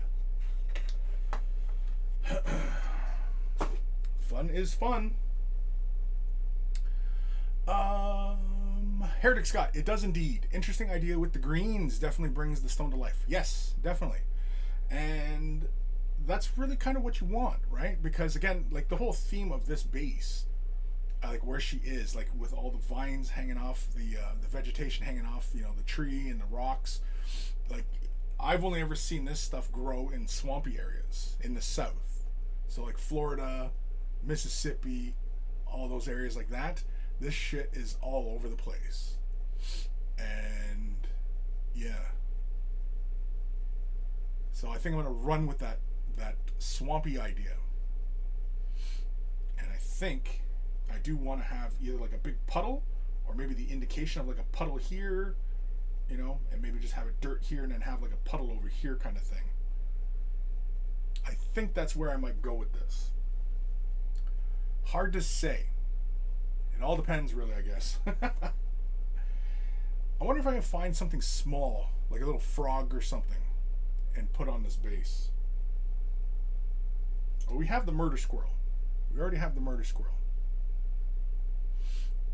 Now the tree, I think I want to add some highlights and just refine some of these edges and really kind of bring them forward a bit more.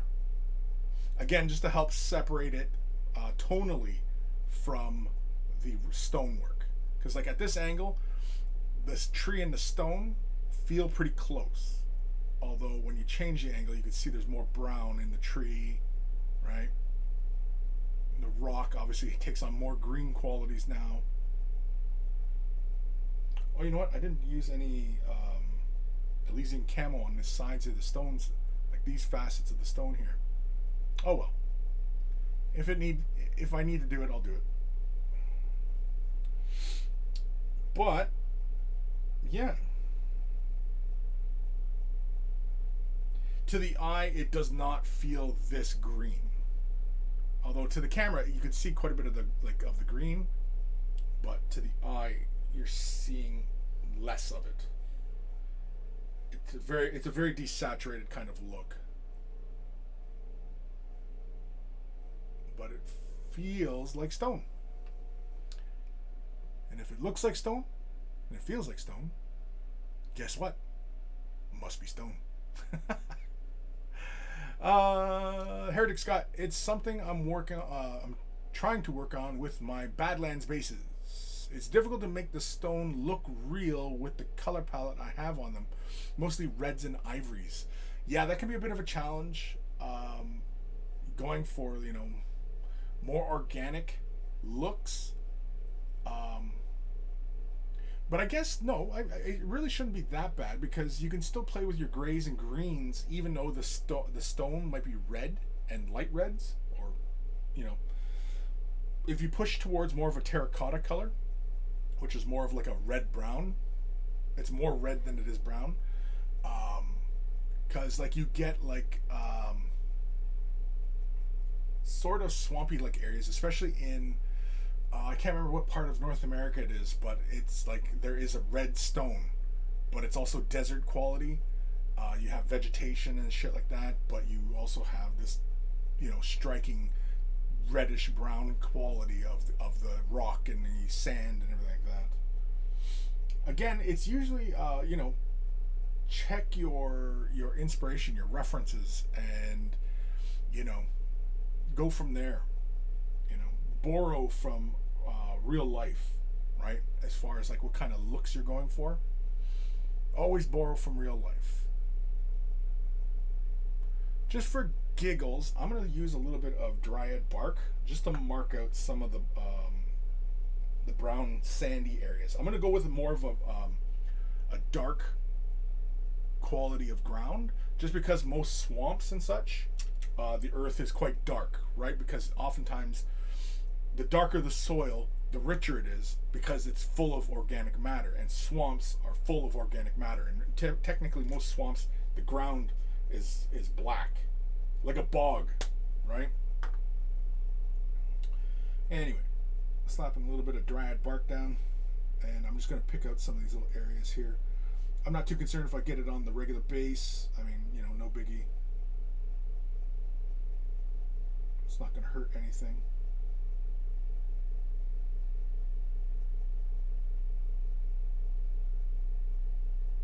But yeah, I think that's what we're going to do. So the base is actually going to be quite dark. But again, that helps because the model herself is so bright, right? Like once she's all said and done, she's going to be quite bright and striking in juxtaposition of how dark and earthy and Yeah. You guys will get where I'm going. You guys know where I'm going with all this. You know what? I am just going to scrub in some color here. I'm probably going to use something like Sterling Mud or something on this base. Just for giggles. Yeah, I'm just going to mark it all out. I'm not too concerned that it's not primed. In fact, this layer of paint will pretty much act like a layer of primer. I know, heresy, right? But it's true.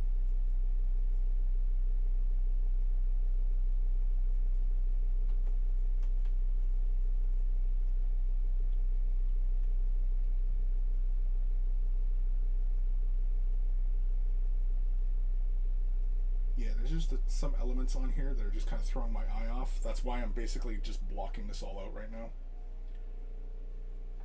I don't think it'll stay this level of brown. It'll probably go darker.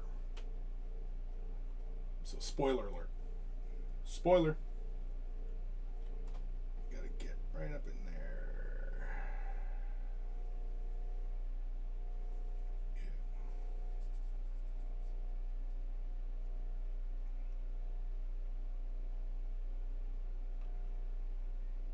Sorry, I'm just trying to push this color around.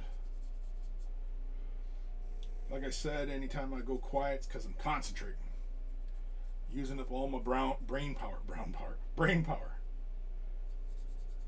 I can't say words of colors or close to colors if I'm looking at the color.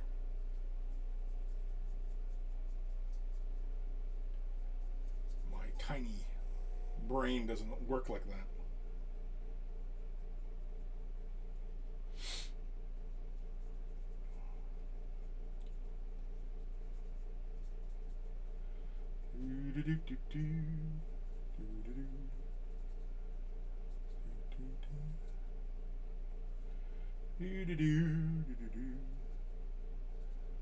So like I said, I'm just scrubbing this color in.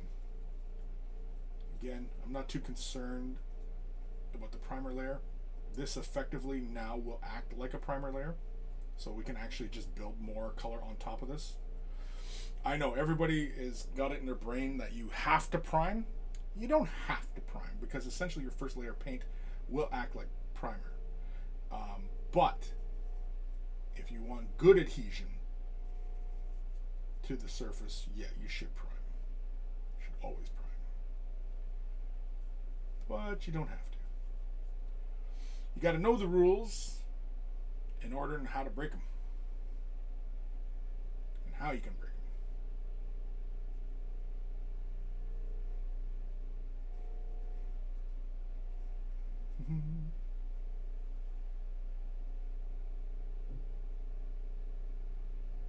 Just catching some of these little stone areas here.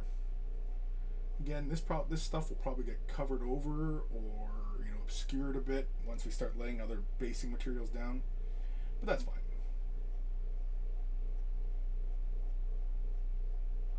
That is fine. I'm not too worried about it. We are not worried at all. There we go. That's it. Just to give us an idea on where we're heading with stuff. Just a simple block it in phase. Where am I? Kim. Stones in real life has purples, greens, blues, reds, yellows, tones in them. The gray is a very little gray. Yes, definitely. It all depends, again. But yeah, in fantasy settings, these stones could just easily look like marble with green veins or pink veins or whatever. And yeah, exactly. I mean, it's whatever we want to imagine. I'm imagining more of a classical kind of stone castle works kind of thing. This is the rubble of some castle long destroyed and whatever we want, right? It does not really matter. Really what matters is how it works with the overall presentation, right? And so you can see how now we have this darker base going on with all these kind of muted natural tones versus the color vibrancy of the figure itself, right? Yeah.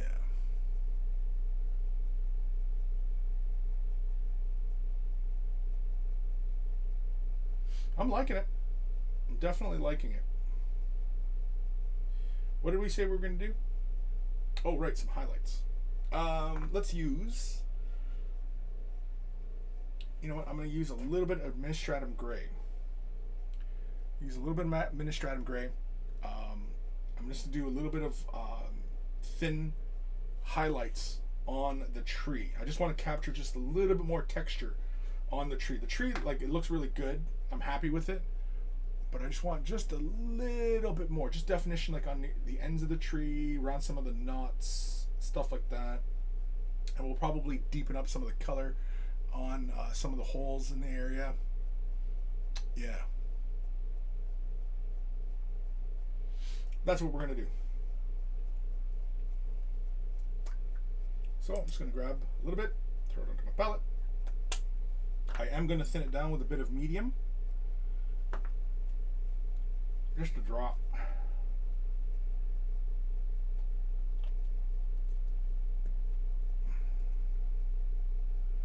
Give this a nice thorough mix. Nice thorough mix of color. Nice and gray. All right. I know everybody out there's like, Chris, you can't sing, but, and I know. I know that. All right. Greenleaf Terrain. So shiny and chrome, I know. Me lucky. Me lucky, shiny and chrome. All right. So now I've switched over to my nice brush for detailing. And let's go, yeah, let's go right here.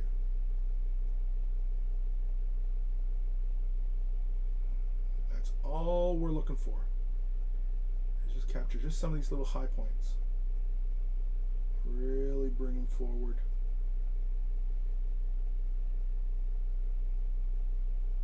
That's it. It's a bit. It's a bit of edge highlight, but not so much. But I'm also being fairly careful. There's like little bumps and knots on the tree as well, and I think I'm going to pick those out in this brighter color as well.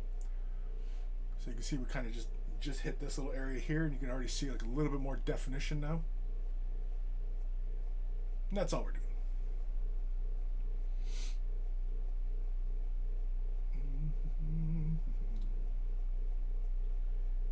Yeah, I just want to bring just a bit more attention to some of these details in the tree. Little bumps. Some little knots. Little nicks and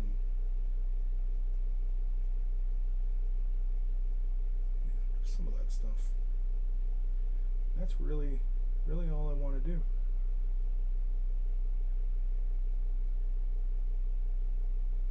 I don't want to go crazy with these edge highlights. We might end up going crazy with them though.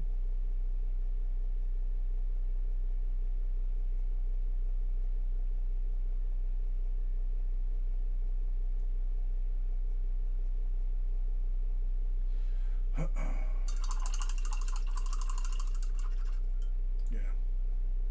Greenleaf Terrain. I spray silver paint in my mouth and then say it's all say it's a good day to bike. Then I bike the Welland Canal all shiny and chrome. Jeez, you madman. Madman.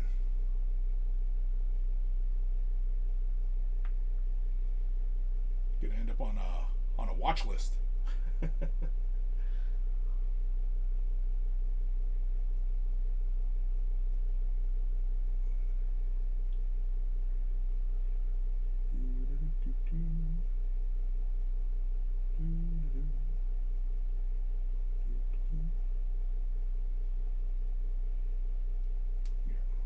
Just looking to just catch some of those little things, just to bring them forward more.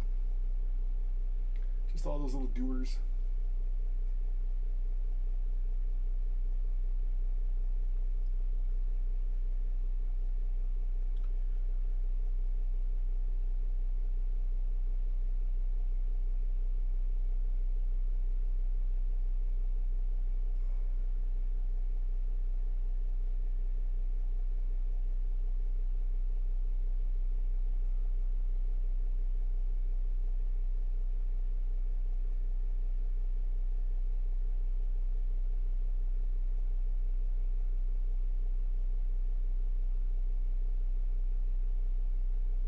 again if I go quiet because I'm concentrating. Painting uses up all my brain power. All my brain power.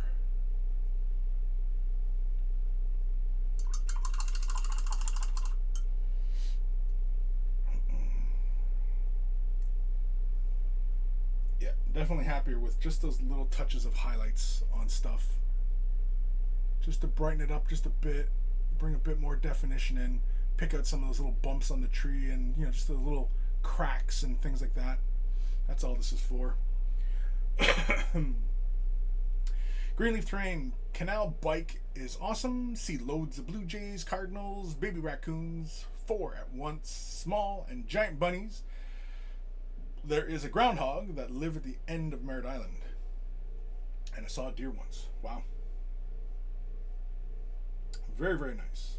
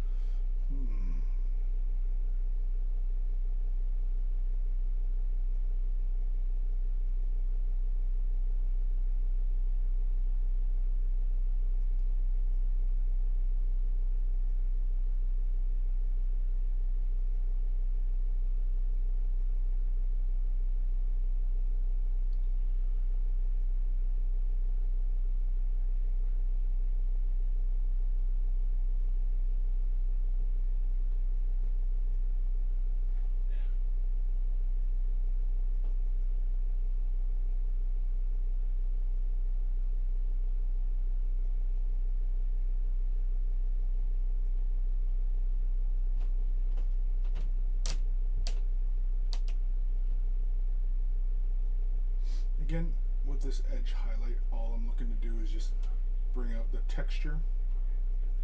That's pretty much it. Just like that. Let's see. Very, very minimal.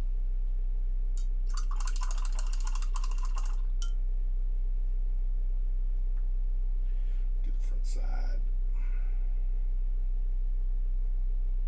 Do the front side.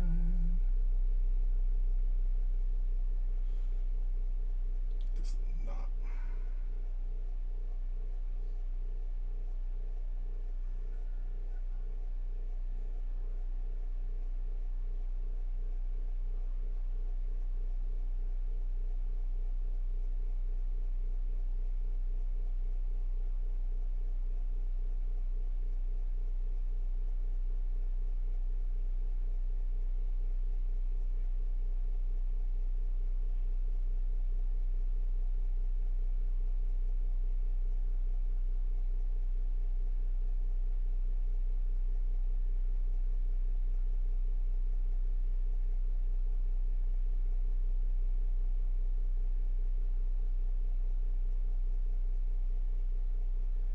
Like that.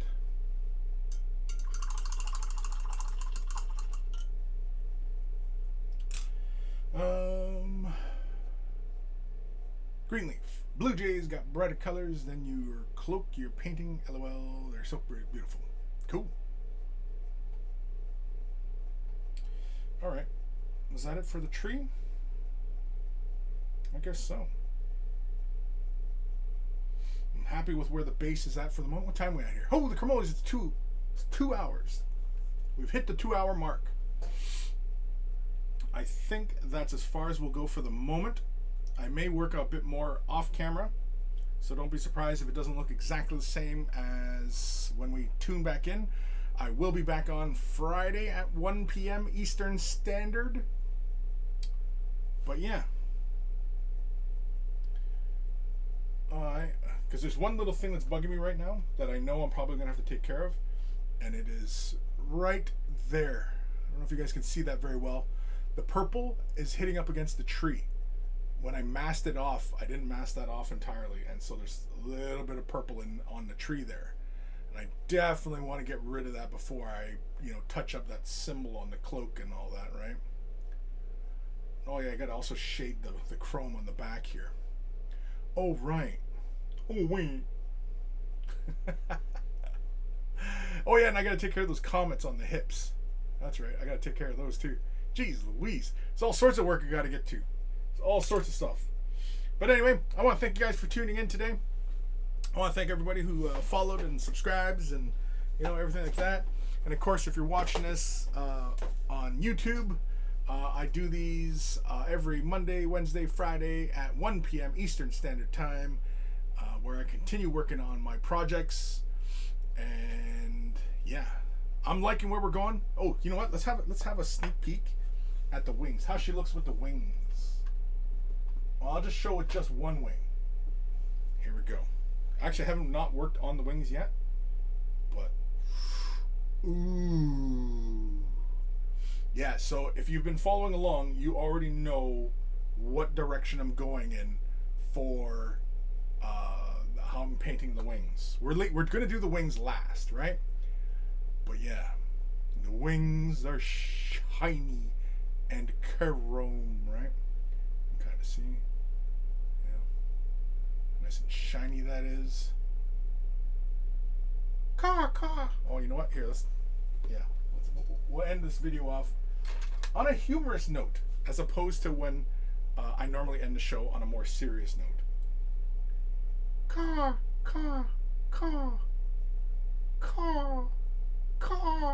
Here we go. Hold on. Let me put them up real close. Caw. Everybody out there is like, what is he doing? Good God, man. Caw.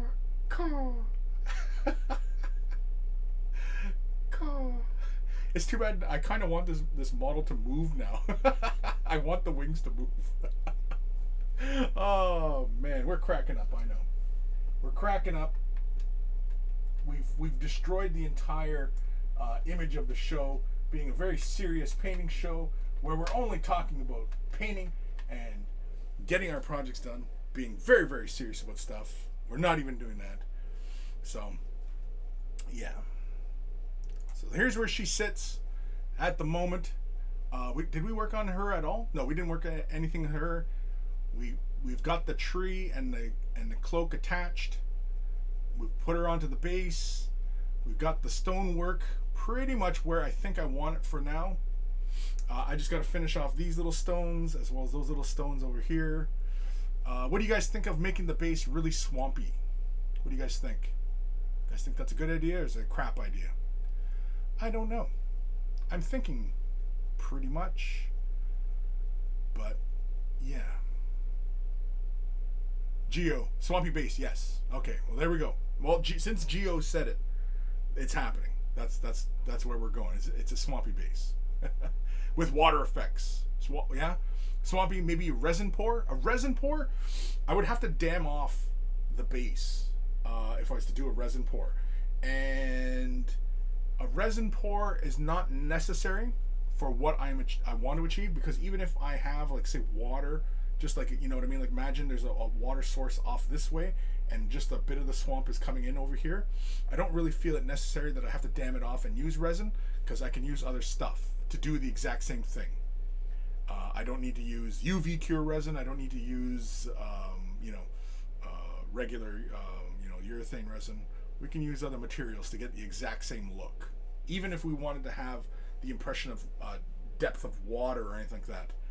Geo, Green Stuff World uses some rubber things for damming bases and resin pours. Yeah, we're not doing that. I mean, we could, but we're not. We could, though.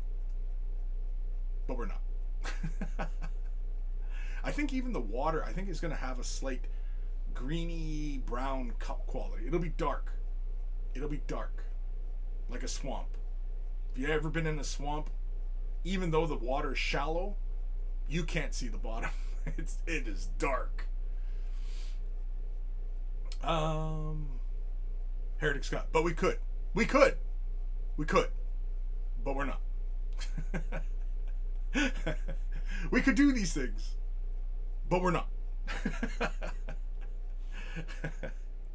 I basically just throw that out there to mess with you guys. Just, we could go that direction, but we're not. Alrighty, I'm taking off because apparently my lunch is ready, so I'm gonna go eat, and I will see you guys Friday. Friday? Yeah, Friday at 1 p.m. Eastern Standard. EST. 1300 EST. Yeah. Dun dun dun dun dun dun dun. Dun dun dun dun dun dun dun dun dun. Dun dun dun dun da da da da da dun dun dun dun. Almost sounds like Dark Crystal. Those little guys. I can't remember what the hell they're called. The Elders. Oh.